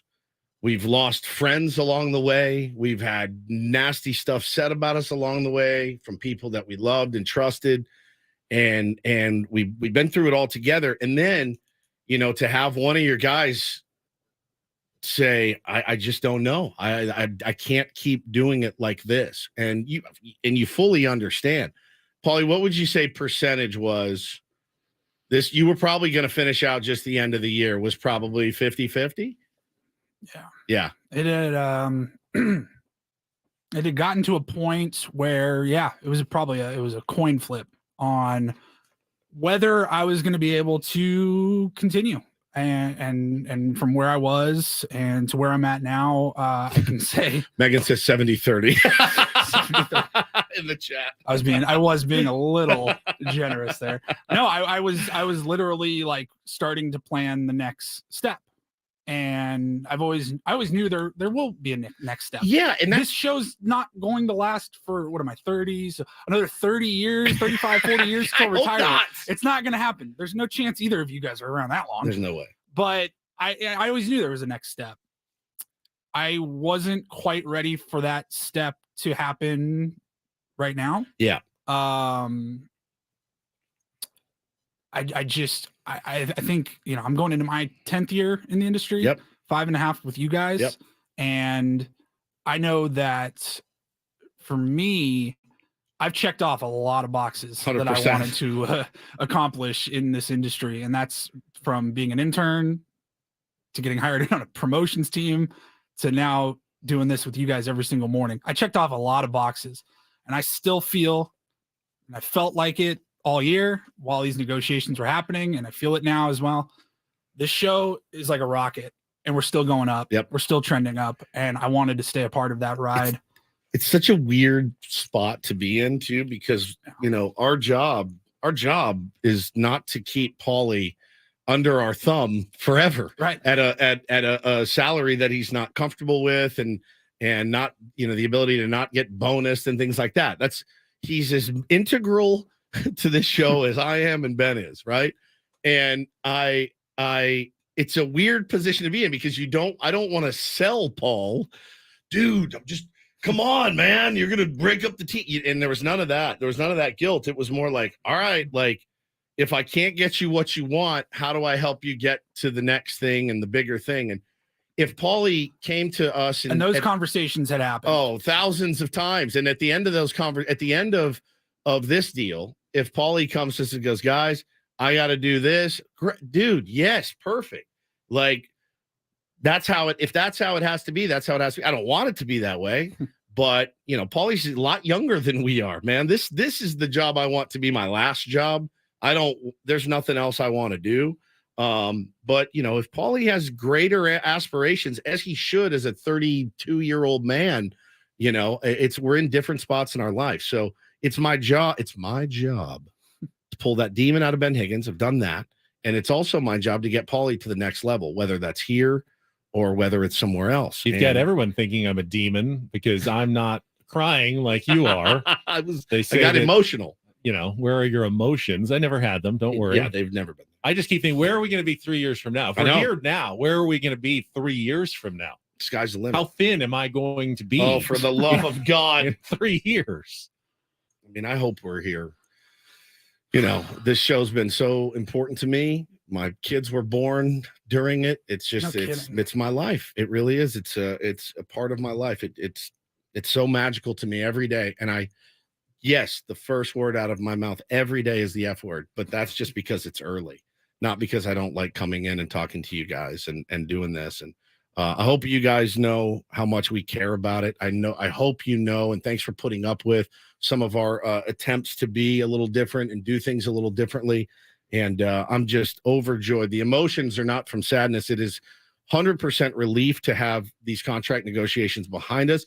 I still shudder to think what it would be like to be like a good baseball player that made the league minimum and then to sign a deal like that you're like, I never have to work again. Like I can play this out and I'm good forever. That's not the case here, but it was a very generous offer on all of our parts, and we're here, and we continue to go up, and that's what we want to do. We want to continue to be your favorite radio station and your favorite morning show. That's it. That's what it all boils down to. So we're here, man. Another 3 years. Paulie's deal will kick in actually in a couple of weeks, which is awesome. Mine and Ben's new deal will kick in on January 1. But yeah, you got us. And so Paulie actually got a little bit longer of a deal than ours. So Paulie's like 3.5 years. Ben and I got the 3, but we're elated with it. Thank you to our agent, Brad. You're incredible. Thank you, Brad. Thank you, Adam. Thank you, Michael. And you know, I'm so happy, dude. I'm so happy. Now we can flush this. It's like the trade deadline. Now we can just flush it and focus on winning every single show, every single day. And that's really what we're here to do. So we love you guys, your audience. You guys, the audience, are the best audience in town. It's not close. Shall we let the audience react a little bit? Calls are coming in. We'll take a quick timeout. If you want to join us, 833-288-0973. Special shout out to the Ben fans out there as well. I'm a Ben fan. Help make this happen. I'd like someone to come up to Woods tomorrow and say, I'm a Paul fan. I get it all the time. Fan. I get it all the time. Oh, we'll be right back for another segment and another 3.5 years of Ben and Woods right here on San Diego's number one sports station, 97.3 The Fan. That's a lot of traffic coming up.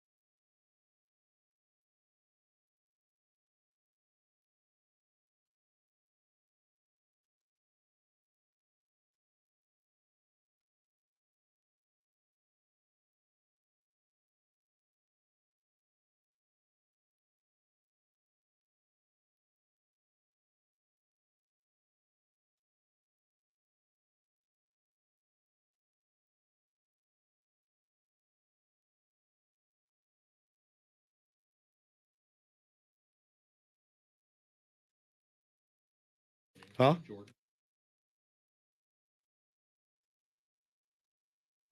Well, you just heard the news. Ben Woods, a 3-year contract extension. No trade. 97.3. Full no trade. Full no trade. Full no trade. Justin. We're like Eduardo Rodriguez. Yeah. They can't send us to the Dodgers. That's exactly right. I realized they just signed up for 3.5 more years of this. Whoa, Ben Higgins is melting the weight right off. Is Stephen Woods' sympathy gaining it? JK. You know what, man? That's why I'm in therapy, Justin. But it's working because that does not bother me. It does not. Well, we're bother going to me. have to celebrate at some point. I'll put a little bit back on, maybe a celebratory dinner or something that we've got coming up here. Let's go out to You've still never been to a gentleman's club, so something. Well, you can lose weight there. If you Whoa, into whoa, it a little whoa, bit. whoa, Dance, whoa, a little dancing, whoa, whoa. Get into the Wow. music. Adam. Adam. Change their minds. Let's hear for some tier ones out there. 833-288-0973. Hey, I see our friend Jordan, one of our dedicated tier ones. So dedicated, I had to meet him at the airport in North Carolina earlier this year. Good morning, Jordan. Good morning, Woods. You scared me so bad the way you started that whole thing off. I literally went to the bathroom and work because I was like, oh God, what's going to happen? Is he going to tell me Paul's not going to stick with them? Is he going to tell me the show's ending? And then you said that and I just like fist pumped in the bathroom. Oh my gosh. I'm so happy that you guys are going to stick around for a few more years because I've said it a million times. You know how much this show means to me, how much it gets me through my work mornings. And I'm just so thankful that you guys are going to be around because you guys are simply the best. Appreciate you very much, you, man, and always amplifying our stuff and always there for us, and really appreciate it a lot. Thank you so much. Let's go to Jed. You're next up here on 97.3 The Fan. Good day, Jed. It's a good day. It is a great day. Congratulations, boys. Thank you. That had me fired up. I love that, man. I'm glad. Thanks for being here. After the contract up, you guys might have a deal in Hollywood because you had me on the edge of my seat. Woods is so theatrical. It's just it's radio. You got it. You got to be. You have to be. Biggest W of the Padres season though so far this morning. Thank you, buddy. Appreciate you very much. Huge weekend for the Pods. I just looked at the schedule. The Cubs got the Braves this weekend, so if the Pods play well, they should jump them. Let's go, man. Here we go. I'm trying not to look too much at who's playing who because it's too early. Padres need to get above 500, but yeah, I mean, they keep winning. They should keep, chiseling off games, and they're only 4 back of a playoff spot right now, but they got to take care of business themselves. Let's go out to Bob. You're next up here on 97.3 The Fan. Good morning, Bob. Hey, good morning, gentlemen. Hey, Bob. Congratulations. Thank you, buddy. I kind of the way you were playing it out, it just sounded like you were taking an all or nothing stand for Paul. And yeah. I don't know if you did, but it wouldn't surprise me. Yeah. Because I think that's a big part of how we value the three of you is your integrity, just in how you live. And I can't tell you how much it's appreciated. And, Paul, if you ever start a marketing company, I'll be your first customer. The three of you guys, it's all or nothing. I mean, it's not the same. So I wish you another 3.5 years of continued success, but I really appreciate you. You do make a big deal in our mornings, and I hope you know that. Thank you. Thank you very much. Makes my Paul, day. he says you're like the Keeley from Ted Lasso. Yeah, Keeley. Start your own Start marketing your own. company, just like that. Yeah, I love that like character. her. She's one of my favorites. Probably looked like Keeley. I would have fought a lot harder for a lot more money. So a lot more money. 20-year contract extension. Let's get Mike in here before the bottom of the hour. We got Eno coming up as well. But Mike, welcome to 97.3 The Fan. Ben Woods. Good morning. You guys had me hooked, man. You guys had me hooked. You had me Got you. pissed. You had me sad. I just wanted to say I drive for work, and these 4 hours make me feel like I'm sitting at the table with you guys. And before I know it, like half my shift's already over. Woodsy, even if you crop Paulie out of your pictures, and then even if you're a Dodgers fan, it don't matter, baby. I was dreaming like we just took out the Dodgers in the playoffs, baby. Congratulations. I can't wait what these next 3 years bring. Thank you Us so too, much, man. Mike. Appreciate you listening in your truck and you're driving. every single day. I think that's amazing, and you guys are the best out there. I've You been are trying. the best. I've been trying to keep up on YouTube with all of everybody weighing in. I mean, thank you for the super chats. My God, Joe just blessed us very much. Joe, sweet angel. We should take some of that and buy a beer for everybody tomorrow. You show up at yeah. Hey, you show up at AleSmith tomorrow. We got it. We Don't worry wanted to about do it. this week. We wanted to make that announcement because we knew we had the remotes on Friday. That was happening either way, and we wanted to turn at least in the mornings tomorrow. Yeah, let's do a toast on us tomorrow. We're gonna rage tomorrow. If you're there. Let's celebrate. If you were not sure if you were gonna come out to AleSmith, there's your reason. All right, come party with us. Come celebrate. Can't wait to see you guys. We've got Ben and Woods t-shirts too. If you win, you're going to get to select your own from the merch store. Yeah, we got a bunch of good stuff planned. Ben's going to be rapping. It's going to be a whole celebration, and yeah, we'll suck some down tomorrow and keep these vibes going because I think this city. It's such an honor to live here, number one, and work here and work with Ben and Paul and for our audience. Like let's keep the vibes high right now. Maybe a rap about some cash money, dollar bill making it rain or something like that tomorrow. Wow. Be appropriate. Already getting in the mood. Okay. All right. We got Eno Sarah, Smart Baseball. What does he think about this contract extension? I know. I can't wait. And the contract How's extension. the value? Yeah, dude, yeah. I mean, it's 97.3 The Fan getting good bang for their buck. We'll find out from Eno Saris coming up next year on 97, our home for the next 3.5 years. 97.3 The Fan.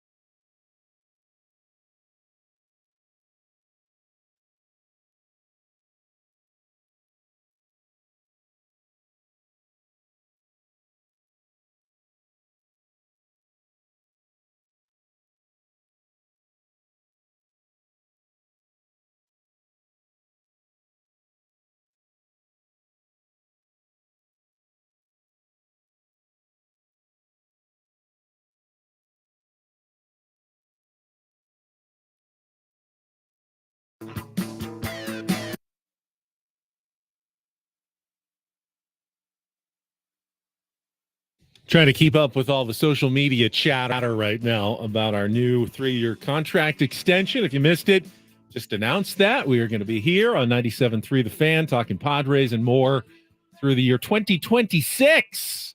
But right now, let's get out to our Premier Chevrolet of Carlsbad fan hotline every Thursday. He joins us from The Athletic. Paulie, if you could hit his music, please.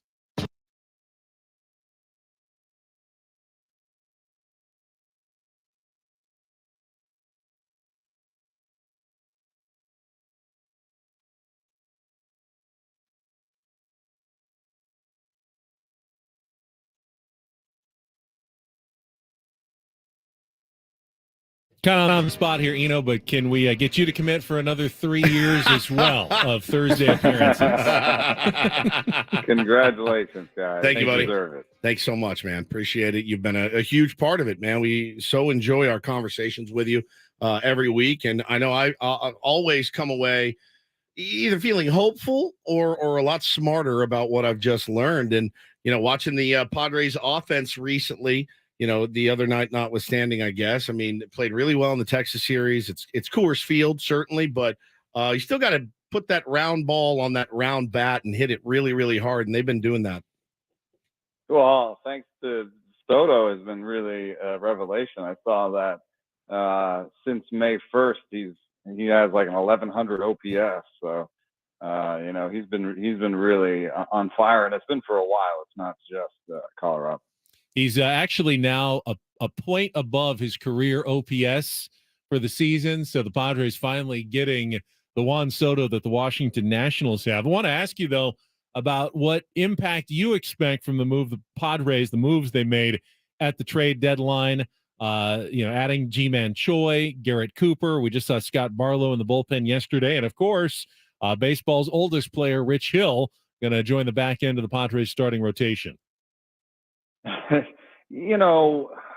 I love Rich Hill. And in fact, I think he will be useful because, you've got the Joe Musgrove scratch.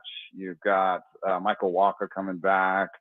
And you've got the middle of games where sometimes just bringing out a lefty with a great curveball will be useful. He is, I think, the oldest man in baseball. So I don't think these were huge additions, but between Choi and Garrett Cooper, I think they could at least maybe have a league average DH, which they haven't had so far this year. So that's taking one of your worst places and bringing it to average, which is kind of what you saw contenders do that didn't want to spend a lot. I mean, even if you look at the Dodgers, they didn't, make the big splash. They got a smaller group of additions. And, the other part of it is the Padres didn't sell. I mean, they were in a similar situation to the Mets, and they had a similar choice in front of them, and the Mets went in a different direction.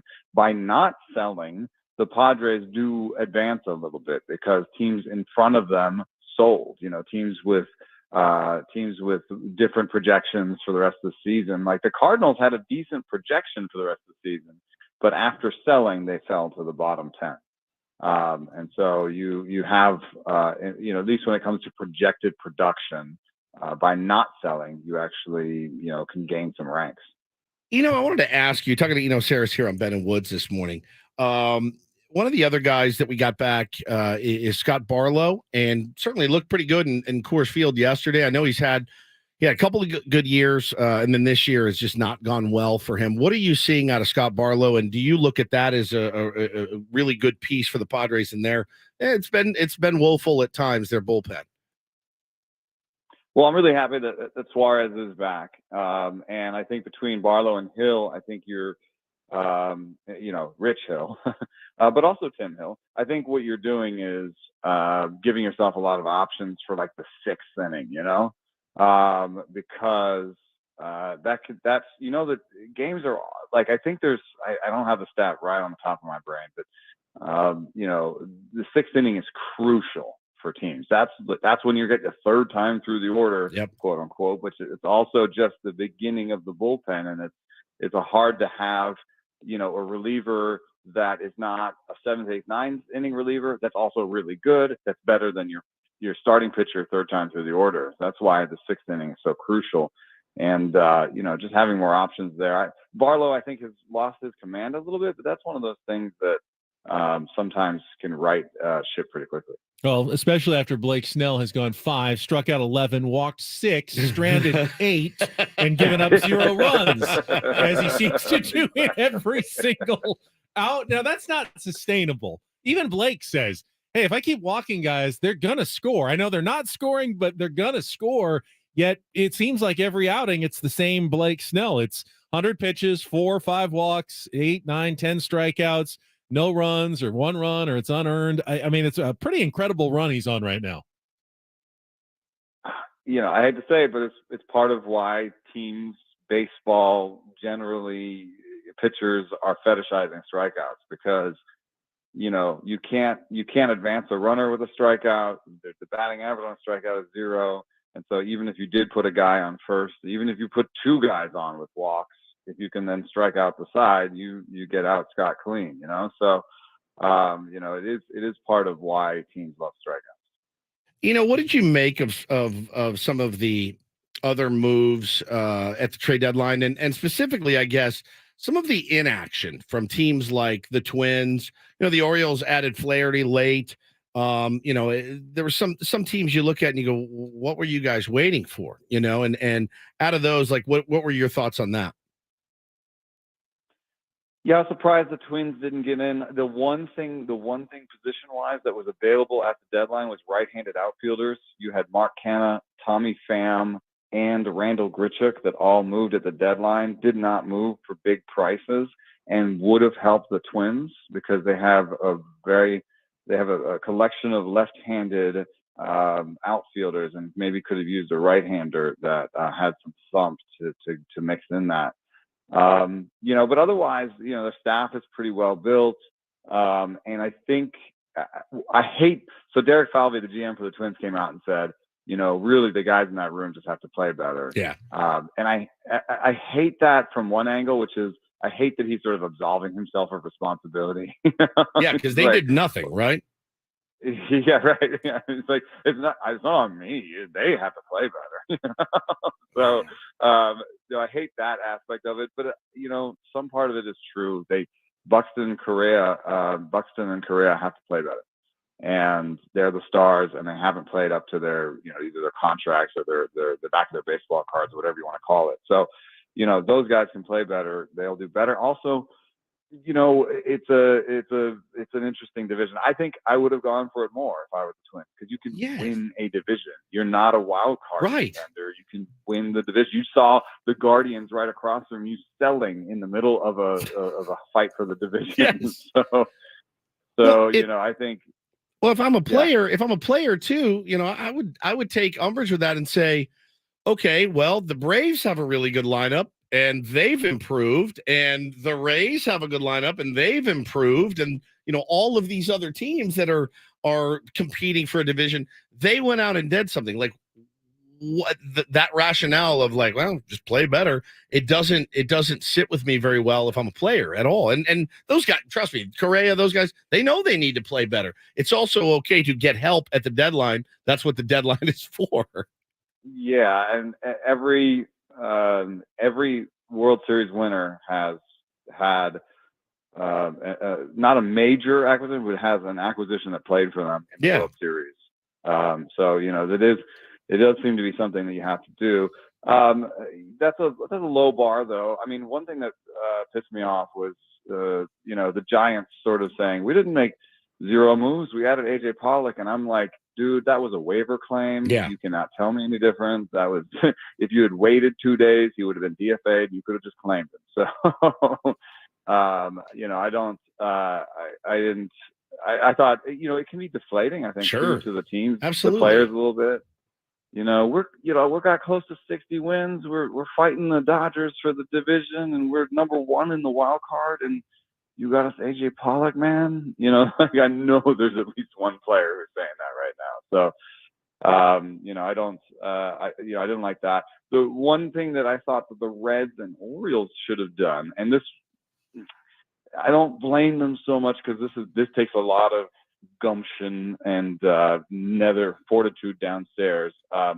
But I think they should have done something like what the Rays did and go buy a starter with team control. So like actually take a good prospect. The Rays took Kyle Manzardo, who's a pretty good prospect, and turned him into Aaron Savali that they have for a couple of years. The Reds and Orioles should have done that because they have some young pitchers, they have some stuff, but then it was really obvious right away that the Reds made a mistake because they gave up like 40 runs in the next 2 games that they played. And, we're starting guys like Ben Lively, guys that, if you just had a veteran that knew what he was doing, he wouldn't have given up 17 runs. Yep.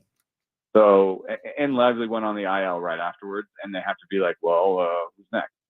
So, I think both of those teams missed the boat a little bit. Flaherty is a rental. I liked other rentals better than him. But, they kind of did the thing where they just like, we'll just do a little bit here and a little bit there. And there's young teams with great cores, and they could have just added a big piece that would be with them for a while. That's what I wanted for those teams.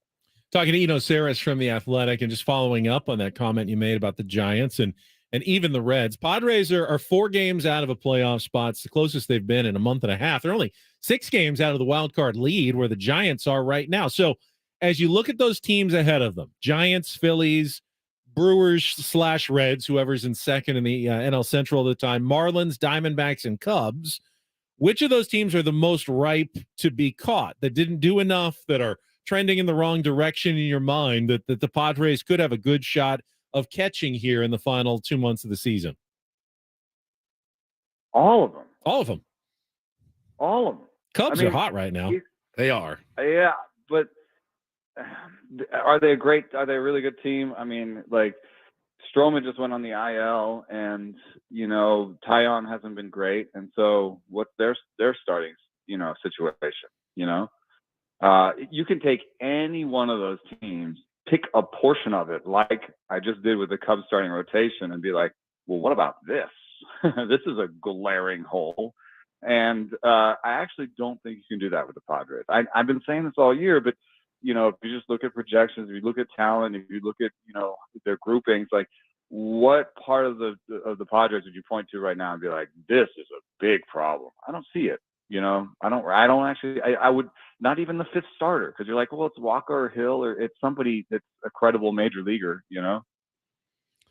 Yeah, well, there goes the hope just bubbling up inside me again. I know. Gone down this road many times, and here I go down it again, thanks to those darn numbers that say the Padres with their plus 75 run differential. Oh boy. I was really hoping they get to plus 100 before they could crack 500.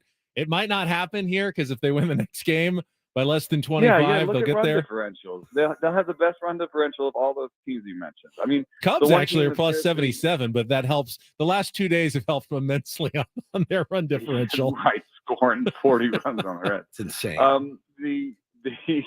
The one team I guess that bothers me is just that the Giants seem to, I don't know if it's coaching or mixing and matching or whatever it is, they seem to outperform their run differentials or their talent or whatever. And, even though you can play that game and say, well, what about this? I would say, what about the bottom third of their lineup? Or what about, the back half of their rotation?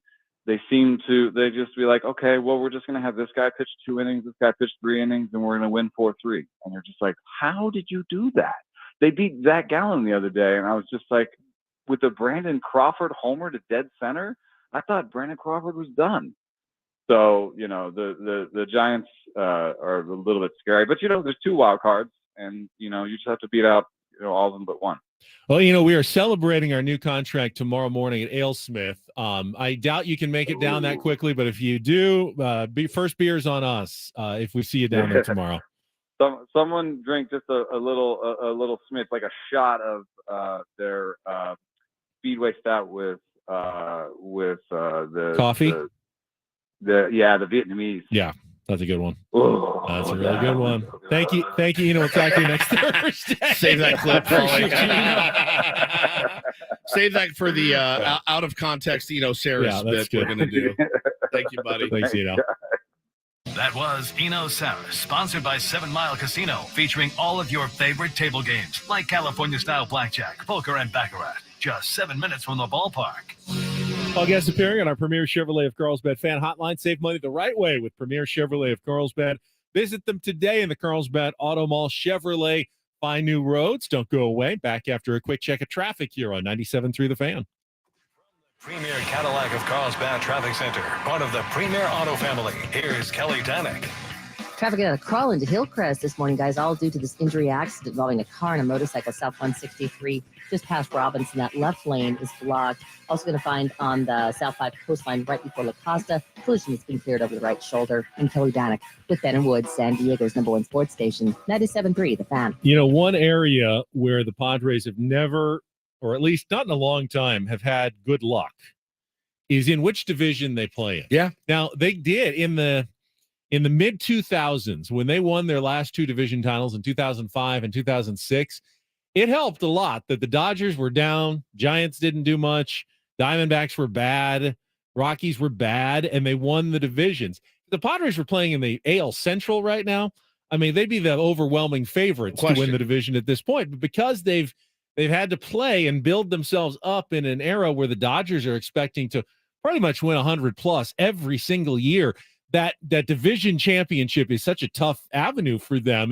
It makes the challenge even tougher every single year. And I mean, I don't mind it that, you know, you got to play the schedule and the division that you're in every year, but not every team has to deal with a Dodgers or a Giants winning 107 the way the Padres have had to over the last few years. It's really added to the degree of difficulty. It has, and it's difficult as hell to do it anyway. Honestly, no matter what division you play in, it's just it's to win a World Series is a tremendous amount of luck. It's a tremendous amount of preparation.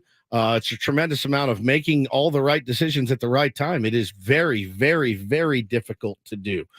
So yeah, I mean, again, I don't know what's going to happen. I wish I did, but this team gets into the dance, Ben. I can't help but be elated at our prospects. And again, you look at the Braves and what they've been able to do this year, man. If it doesn't tell you what we accomplished last year, knocking the 111 win Dodgers out of the playoffs, literally anything is possible once you get there. And those guys, they remember that, they know that feeling. And I promise you, for all the people out there saying they're not trying and they don't want it, there's nothing they want more than to get that feeling back. Like Eno said, no one ahead of the Padres in the wild card race really feels complete. I mean, the Phillies maybe are the scariest, and they're not even as good as they were last year. They're so up and down too, man. You just never know what Phillies team you're going to get. Got to take advantage of it, though. Got to take advantage of it by winning games. All right, we'll come back. Paul Reindl with some Reindl reports. Many headlines to come in our future here on San Diego's #1 sports station, 97.3 The Fan.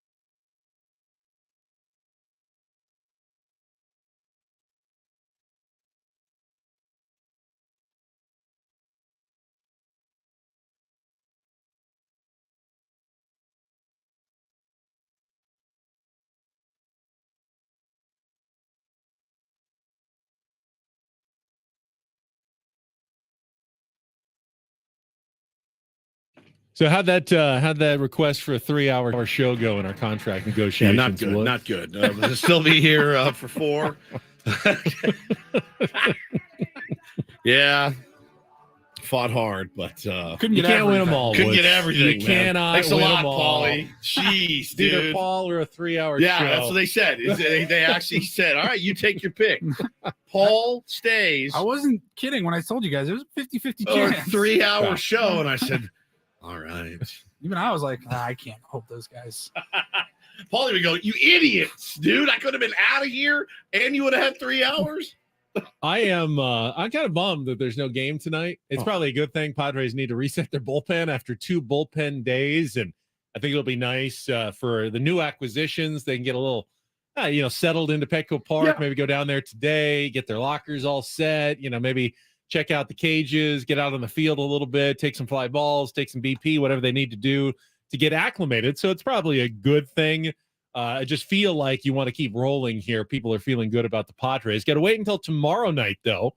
Padres and Dodgers will open their series 4-game wraparound, as they call it, from Friday to Monday, 6:40 tomorrow. And I'm going to the game. Shelly and I are going to the game.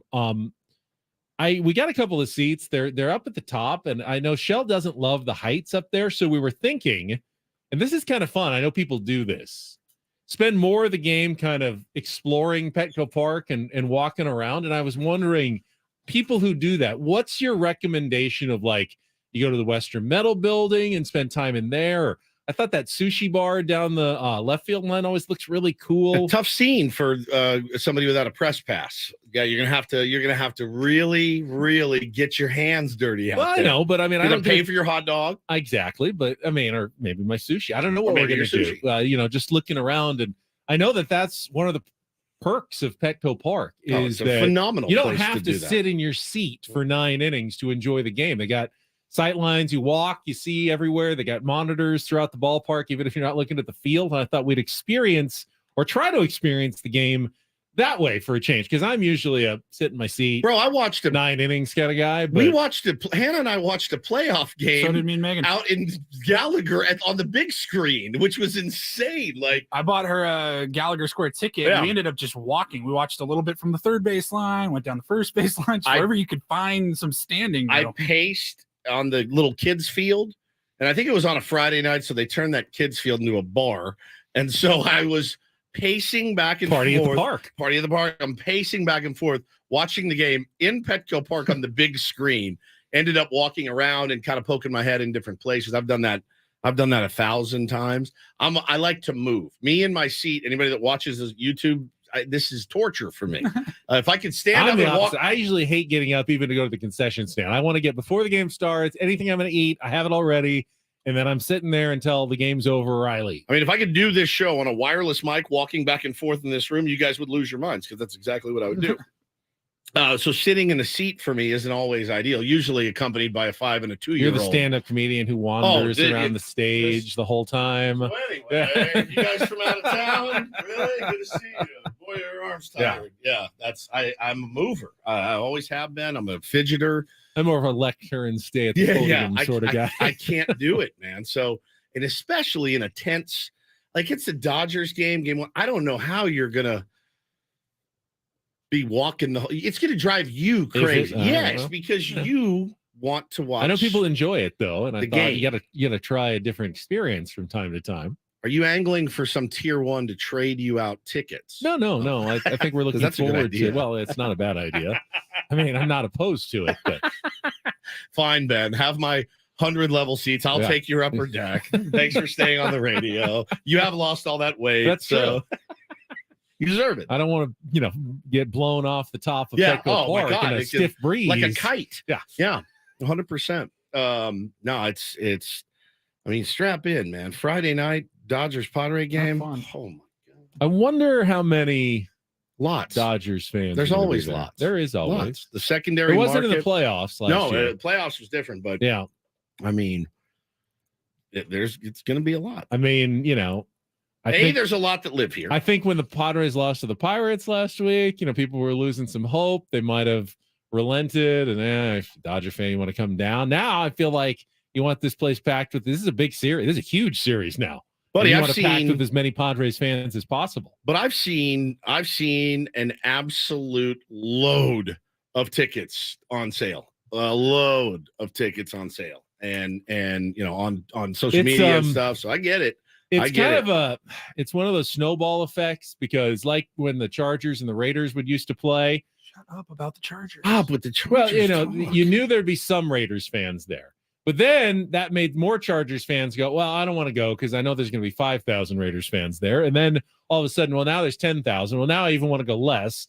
So now there's 15,000 Raiders fans. Well, now I really don't want to go at all. And it just, the more it happens, it snowballs until you end up with a stadium that's half full of opposing fans. Yeah, no question. I mean, the product here, it's unique because, and it makes it tougher. The fact that everywhere you can consume this game, you're getting the best of the best. If you go to Petco Park to watch a game, great. You're in the best ballpark in America. If you watch the game on television, you're getting the best broadcasters. If you listen on the radio, you're getting the best broadcasters. Like you have your ass covered at all times, but also you're talking about the team on the morning show. You're getting the best morning show. It's exactly right. So you have your ass covered at every turn.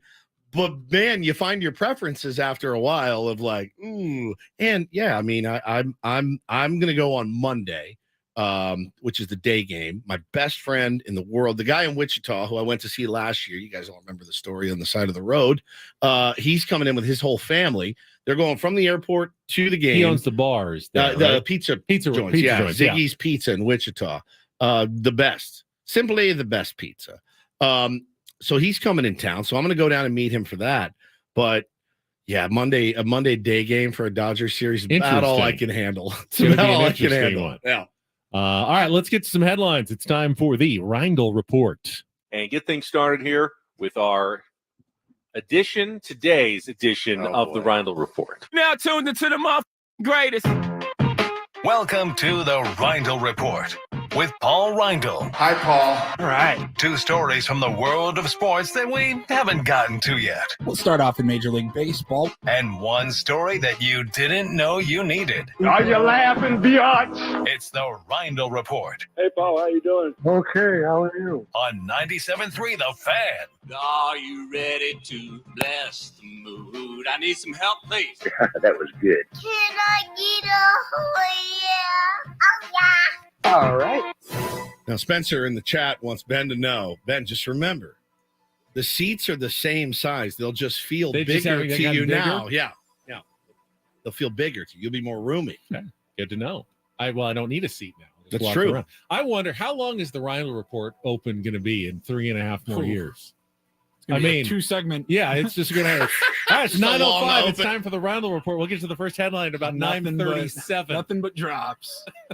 All right, gentlemen, we will start off in Major League Baseball. You guys mentioned it, I think, with Eno a few minutes ago. You mentioned the red-hot Chicago Cubs. How hot have they been? Well, they did something that they haven't done in over 100 years. So over the last 2 games, the Cubs have just been on an absolute tear. Yesterday, they had 16 hits, 5 home runs, en route to a 16-6 victory over the Reds.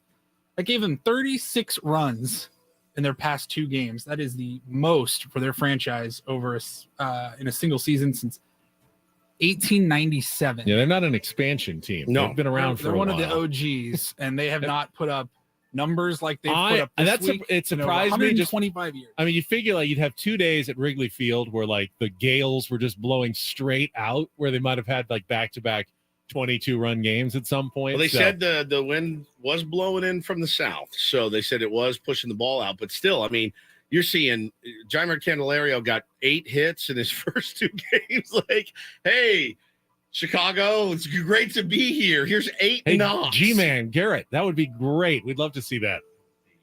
That would be electric. G-Man Choi and Garrett Cooper could go combined 8 for 8 in their first game. I think G-Man Choi might have been a little intimidated by Ha-Sung Kim. Just like, hey, welcome. Here's a home run right off the bat for me. Get on base pretty much every time I'm up there. So cool seeing them in the dugout together, chopping it up. Both looked at the camera. Leo, the translator there. Hey, I've got someone else. Somebody here had asked me, and I I didn't ask, but, G-Man Choi has his own translator who was with him. And does he come along too? Is it a package deal? Is he like a Paulie, or is G-Man Choi like, see you later, bro? Yeah, they already have one, so we're good. I don't know either. how it works. Is it different language or dialects between North Korea and South Korea? I don't know.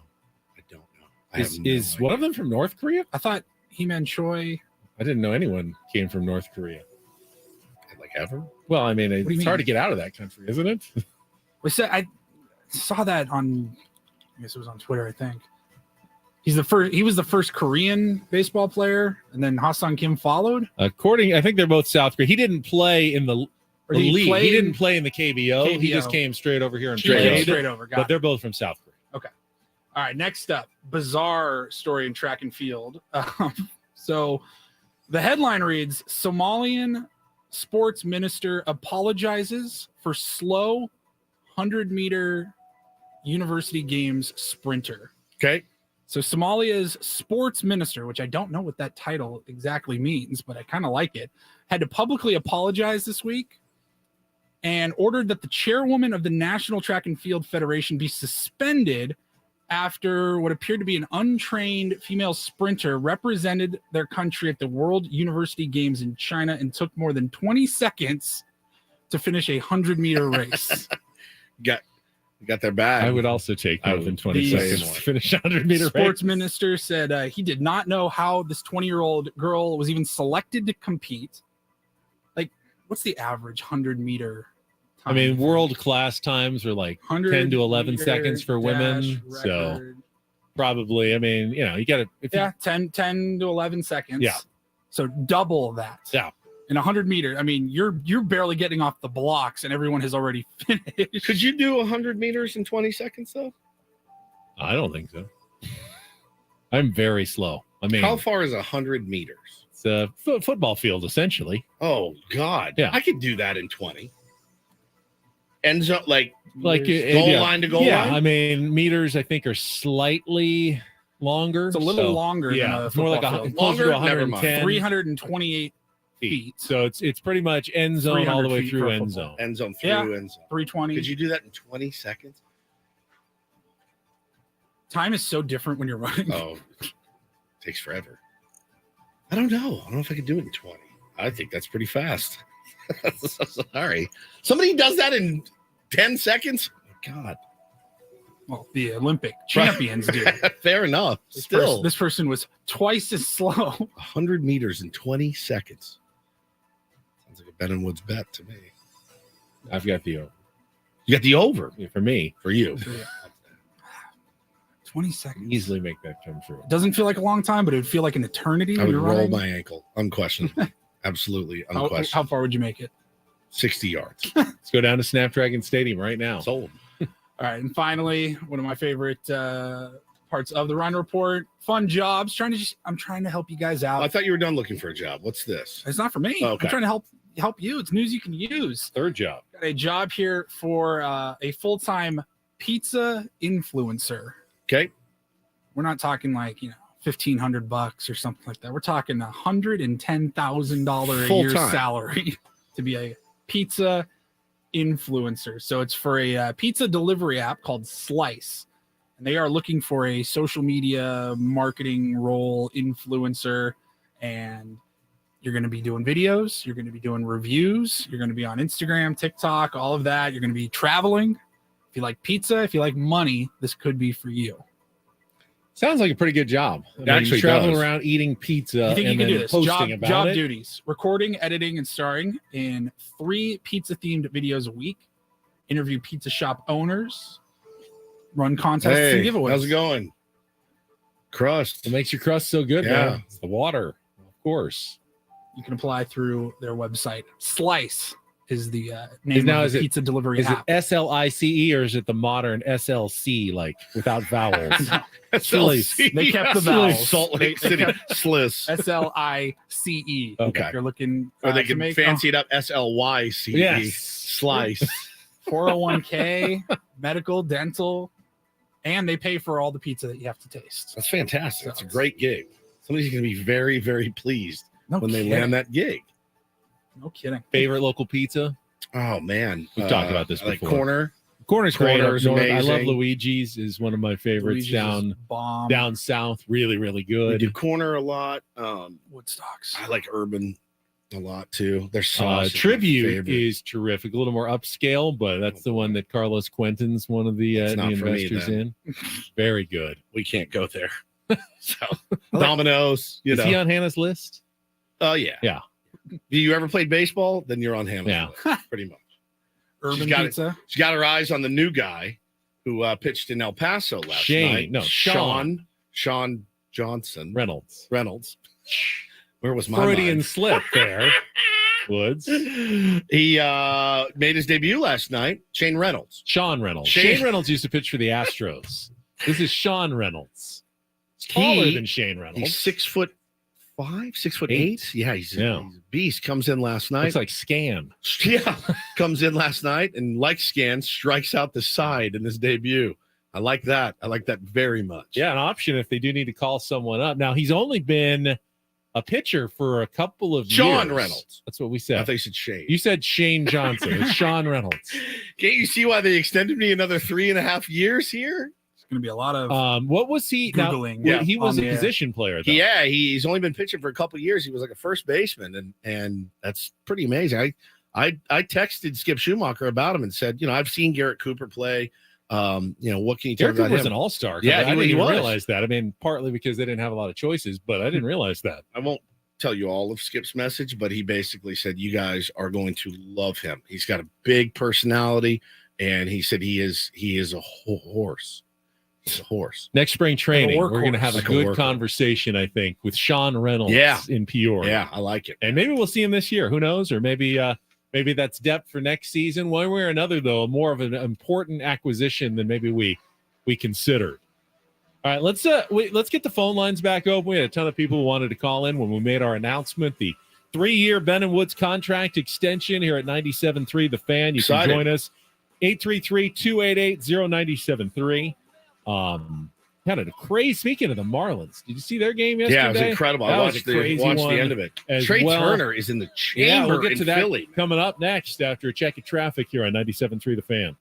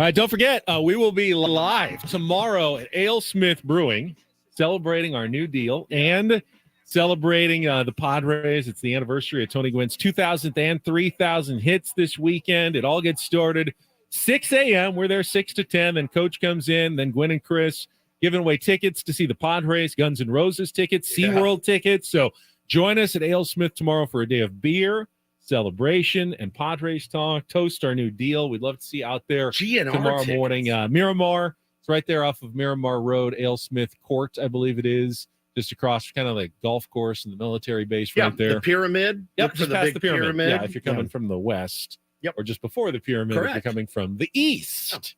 See you out there at Ale Smith tomorrow morning. Always have fun. Looking forward to it when we go out there. All right, 833-288-0973 if you want to join us. One of the wilder games. I mean, I'm kind of paying attention to those wild card teams now. I'm trying not to get too much into it.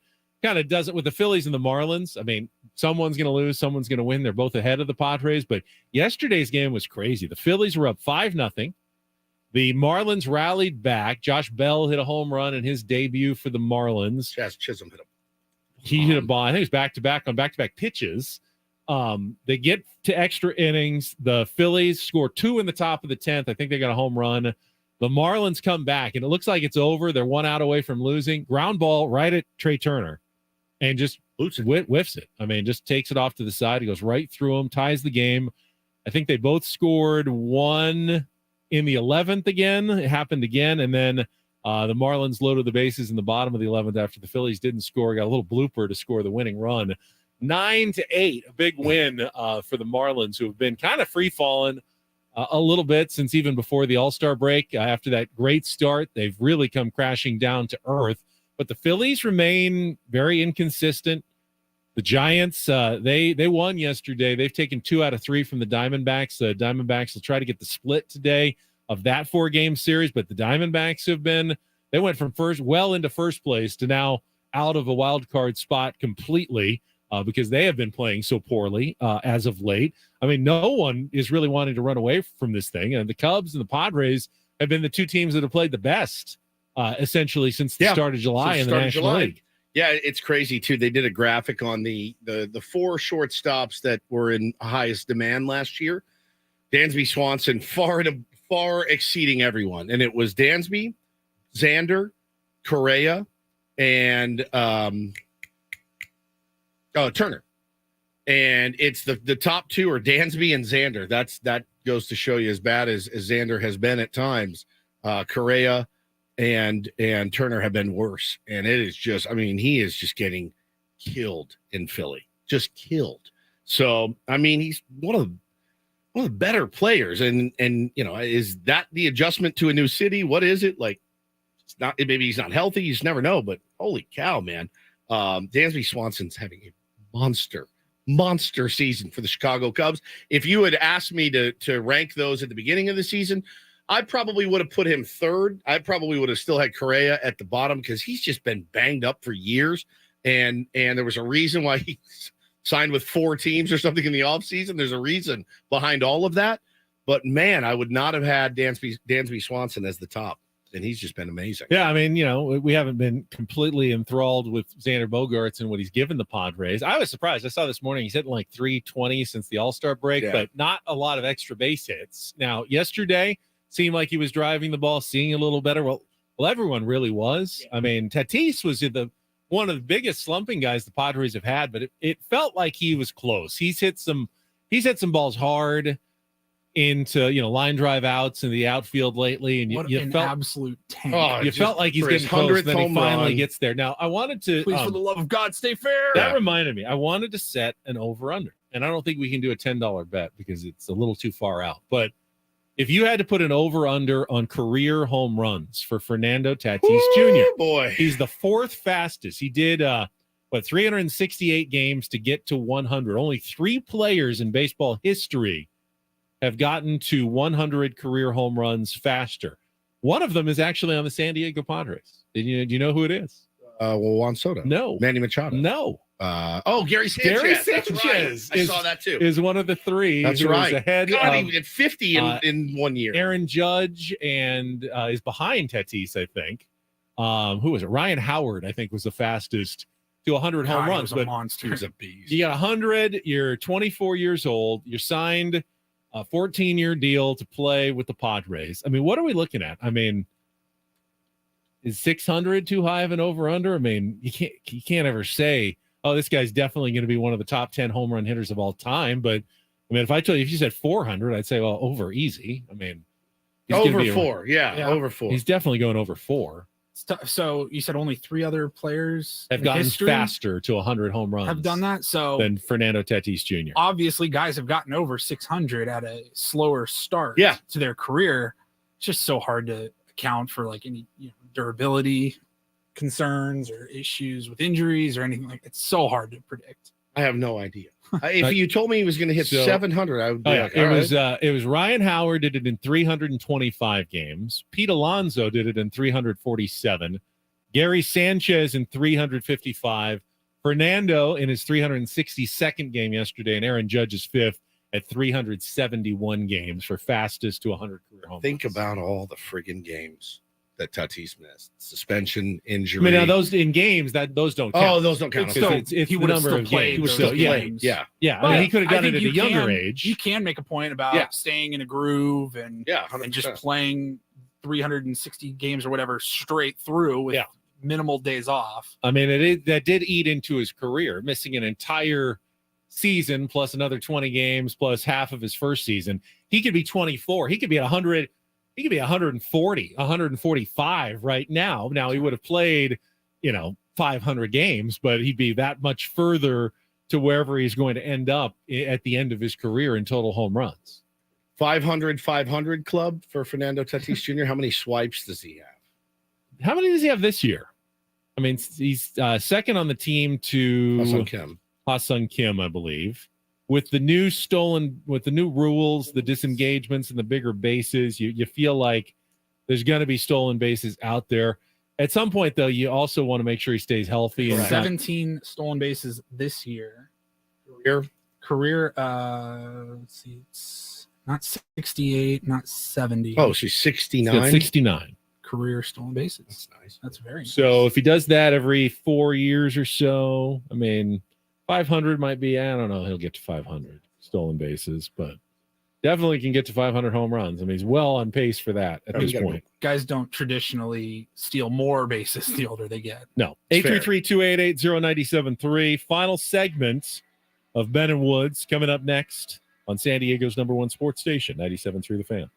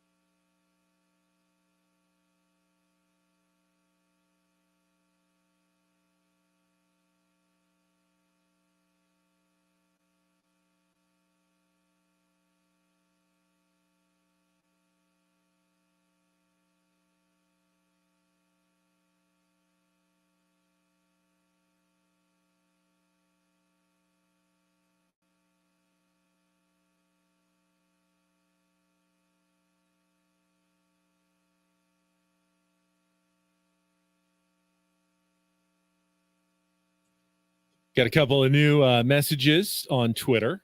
Love this one. Brian O'Grady. Oh, I love that one too. Sent us each a little message of congratulations on our new 3-year contract extension here I'd with love Odyssey. I'd love a 97.3 The Fan. 3-year contract for Brian O'Grady somewhere. That would make me very happy. Love that guy. Love the work he puts in. Love the person he is, and he's such a big part of our show. I mean, think about in the pandemic and coming out of it, and first guy AJ got that off season, and who the hell is Brian O'Grady? And just a great dude to us always. Well, he says he's not just excited for us, but he's excited to get 3 more years of the Red Hot Chili Pipers. Yeah, always Red Hot Chili Pipers. Read That's that other one. bagpipe Read that and other cover one band. you got. Oh, you want me to read that? Yeah, that was a good one. The one from Dan. Dan says. He's also happy. Oh, there's the Red Hot Chili Pipers. Dan says, congratulations, Ben. Many I know, including myself, would listen more if you had a different broadcast partner. Well, you're out of luck, Dan. I am now chained to this guy for another 3 years. Dan, I'm sorry. You'll just have to hope an anvil falls on his head or something. Hurt people, Dan. We know we had the round table the other day, and Tony Gwynn and I were really hitting it off. You were during the round table. I mean, we think on the same wavelength. I mean, he was like, "I agree with you 100%." I agree with Ben. I agree with Ben. I was like, Tony, I agree with you 100%. He said it like a mantra. I agree with what Ben said. Oh my God, Tony! But you could That would be the worst show. It would be ever. It'd be ever. It would be. I sometimes feel like we agree too much. I know. on I do this too. show. I do too. If it was Tony and I, it would be. They look great. I know. Nodding They do. in agreement the entire And then time. people, they lost by 7 runs. The bullpen imploded. Yeah, but I mean, I saw Look some on good the bright stuff. side, people. Right. What? Tony and Ben would be. I mean, who wouldn't want to work with Tony? I think, Gwynn Jr., but holy let's cow. see. In the second segment, we do the silver lining of the day. Hey, it's time for turd polishing, and All right, it's 7:00. Time for rainbows and sunshine with Tony and Ben. Polish that turd, man. Polish it up. No, I'm optimistic. I do. I am still optimistic, and excited. You said it. I hate that there is no game on tonight. I absolutely hate that there's no game on tonight. So give me another one I should be watching tonight instead, Ben, because I will do that. Diamondbacks Giants, I think, is probably, if you're talking about teams the Padres will still be facing, they're ahead of the Padres. Who in do the I wild root for? card race. Extra innings? I you know what? I'd say go for Arizona. If they win, it's a complete split. No one gets any momentum at all. Fantastic. Coming out of that series, and you'd pull within 5.5 games of the wild card lead if the Giants lose that one. And you've had some success. I know that one series in San Francisco didn't go well, but they should have won.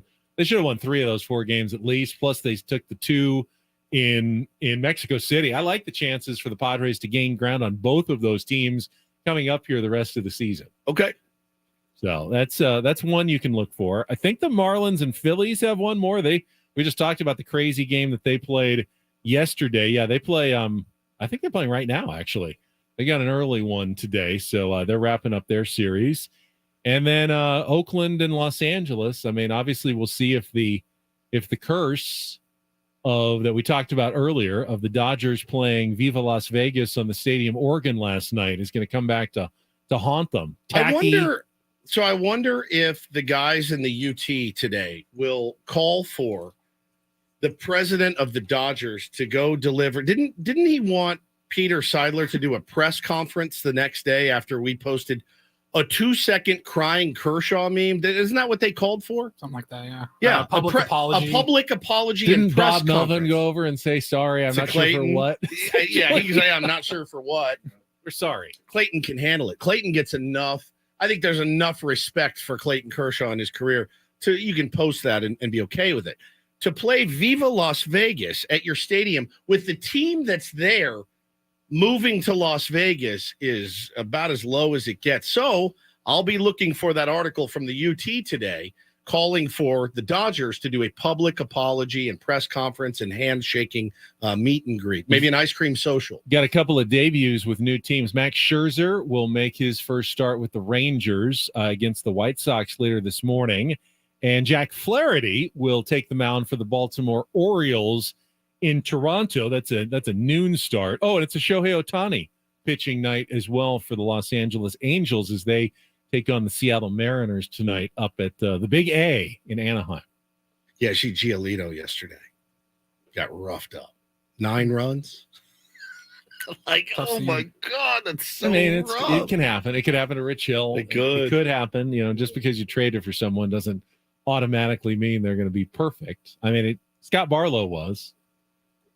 Yeah, Scott Barlow was great. Hat tip to our guy Steve Sugimoto for his tweet about Barlow setting the bar high in his first outing. I applauded that one and retweeted it because that's how I roll on the internet, and I was very proud of young Steve. Steve, you can do better. That was great. You don't want to be in the same company as Ben. You don't. Comedy. No, you definitely don't. This hour on 97.3 The Fan is brought to you by S.E. Johnson Off. Let's get one more check of traffic in here before we get out of here on The Fan. From the premier Cadillac of Carlsbad Traffic Center, part of the Premier Auto family, here's Kelly Danek. Traffic is sponsored by Premier Kia of Carlsbad. Got a few problems wrapping up our morning drive. One of them is this hit-and-run crash westbound Keene Freeway right before Lemon Grove. Those vehicles are over to the right shoulder. Also traveling on northbound at 5 near East Street. We have reports of a stalled vehicle, so that may be blocking lanes. Eastbound 8, collision just before Taylor Street. It's over the right shoulder. Watch out for a tire reported in the center divide. Definitely seeing an improvement in speeds on southbound side of the 163 of the Hillcrest. They cleared that accident involving a motorcycle near Robinson. With a huge selection of new Kias in stock, they're sure to have the Kia of your dreams. They're right up the 5 freeway in the heart of Carlsbad, or shop online at premierkiaofcarlsbad.com. I'm Kelly Danek with Ben Woods, San Diego's #1 sports station, 97.3 The Fan. Woodsy, I didn't even notice this, but did Blake Snell get screwed out of a Pitcher of the Month award? So Corbin Burns was named the National League Pitcher of the Month for July. Had a very good month. He went 1.85 ERA. Okay. 0.72 whip, 47 strikeouts, 39 innings, opposing batting average 115, which is pretty good. It's really good. Blake Snell, though, in the month of July had a 0.56 ERA, going 4-1. What's that whip, though? 32 innings, 22 hits, just 2 earned runs the entire month. Oh my God. 26 walks, 42 strikeouts. 26 walks. What's the whip? Does that have... It doesn't have the whip for the month on Blake Snell's, but I mean, I could probably count. So he had 26 walks, so he had allowed 48 base runners in 32 innings. So yeah, his whip was higher, about 1 point. Yeah, I mean, you can't be mad at Corbin Burns. His ERA was a full point lower, though, than Corbin Burns's. Now, Blake, of course, won the award in the month of June. He did. We like to be fair and hand them all out. And I also thought Manny Machado had a good shot at the NL Player of the Month award, but that went to Cody Bellinger, who went batted 400 with a 1122 OPS, 8 home runs, not as many as Manny had, 24 runs batted in for the Cubs last month. And so Padres were shut out of the July monthly awards. Yep, that's fine. I mean, keep your monthly awards. We have bigger fish to fry. I did see this was pretty cool. It's a yearly award. I don't know why they do it now, but I'm glad they did. Ha-Sung Kim is our Heart and Hustle Award winner. Not a shock. Not a shock at all. Ha-Sung King. It is weird that they give it out at the end of July. Now he can just relax. Yeah, he's Jake it. I mean, he's heartless and hustleless. He's just dogging it to first base the rest of the year. I already won. I already won the Heart and Hustle Award. What do you want me to do? What, you take it away from me? That's a good one. It does feel like an award I would win. It does feel like best teammate. No, yeah. Like, and that's not bragging. That's more of saying like, just give him the heart and hustle. Because he's got heart and he hustles, but he's really slow. But Ha-Sung Kim actually bleeds for his baseball team. He is, honestly, I got a text the other day and I go, you're right. The dude plays like Pete Rose plays. I mean, and the hair is on fire and usually coming out of the helmet. He is always busting it everywhere he goes. That sounded weird. He's always running it out. He's always sliding hard. He's always playing hard. He's always diving for balls. He is the epitome of that. Well, I want to see some of the other teams. Ronald Acuna homered yesterday, and he slipped past Ha-Sung Kim, who had taken over the lead in WAR for all position players in Major League Baseball earlier this week. He's now one 0.1 behind Ronald Acuna. Now, Shohei Ohtani, when you combine hitting and pitching, is heads and tails above everybody. But from a hitting perspective, Ha-Seong Kim's even ahead of Shohei Ohtani, 5.4 to 5.2. That's the B-WAR number that Baseball Reference and ESPN uses. That Ha-Seong Kim is, from those numbers, he's an MVP candidate in Major League Baseball right now. Yeah, no doubt. An MVP He candidate. should get an MVP. They vote votes. 10 deep. I wouldn't Where be are shocked. you? Where are we without Ha-Seong Kim?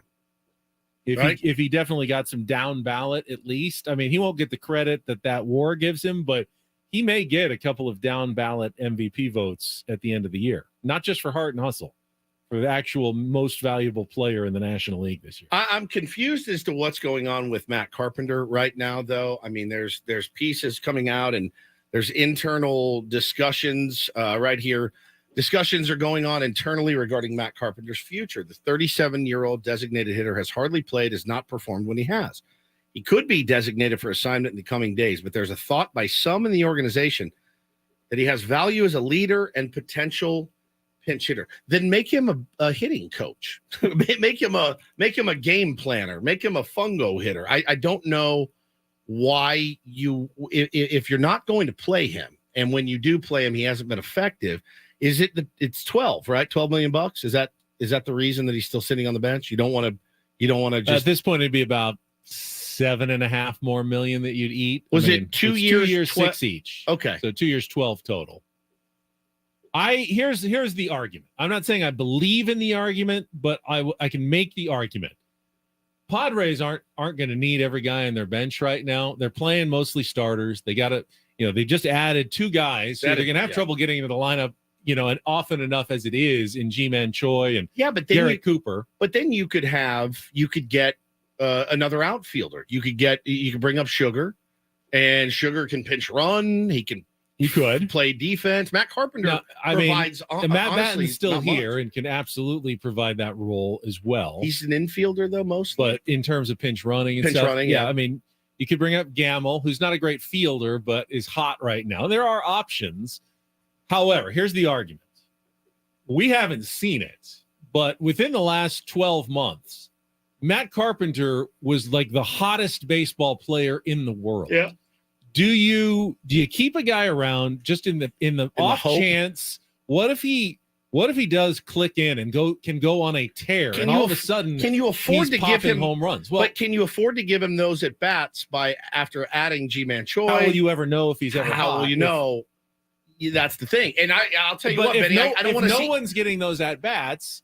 Maybe keeping him around for the leadership and the fact that How do I get a leadership role on a major league bench? Like I said, I don't know that I believe in the argument 100%, but I can see he seems to be one of those guys that is going to be lingering around an organization for the rest of his life. He seems like a baseball guy, and I had nothing against him whatsoever. I wish he had a monster year, but if you're going into the stretch, right? That's what this is. You're in the stretch now. Like, you got to win some games. You got to have weapons up and down the bench. You have to. There's no room on this team. If we're the Astros or we're the Braves, yes, you can keep a Matt Carpenter to sit on the bench and slap guys on the ass and tell them great job. When you're the San Diego Padres, Nelly Cruz. Yeah, when you're the San Diego Padres, you're a game out of below 500.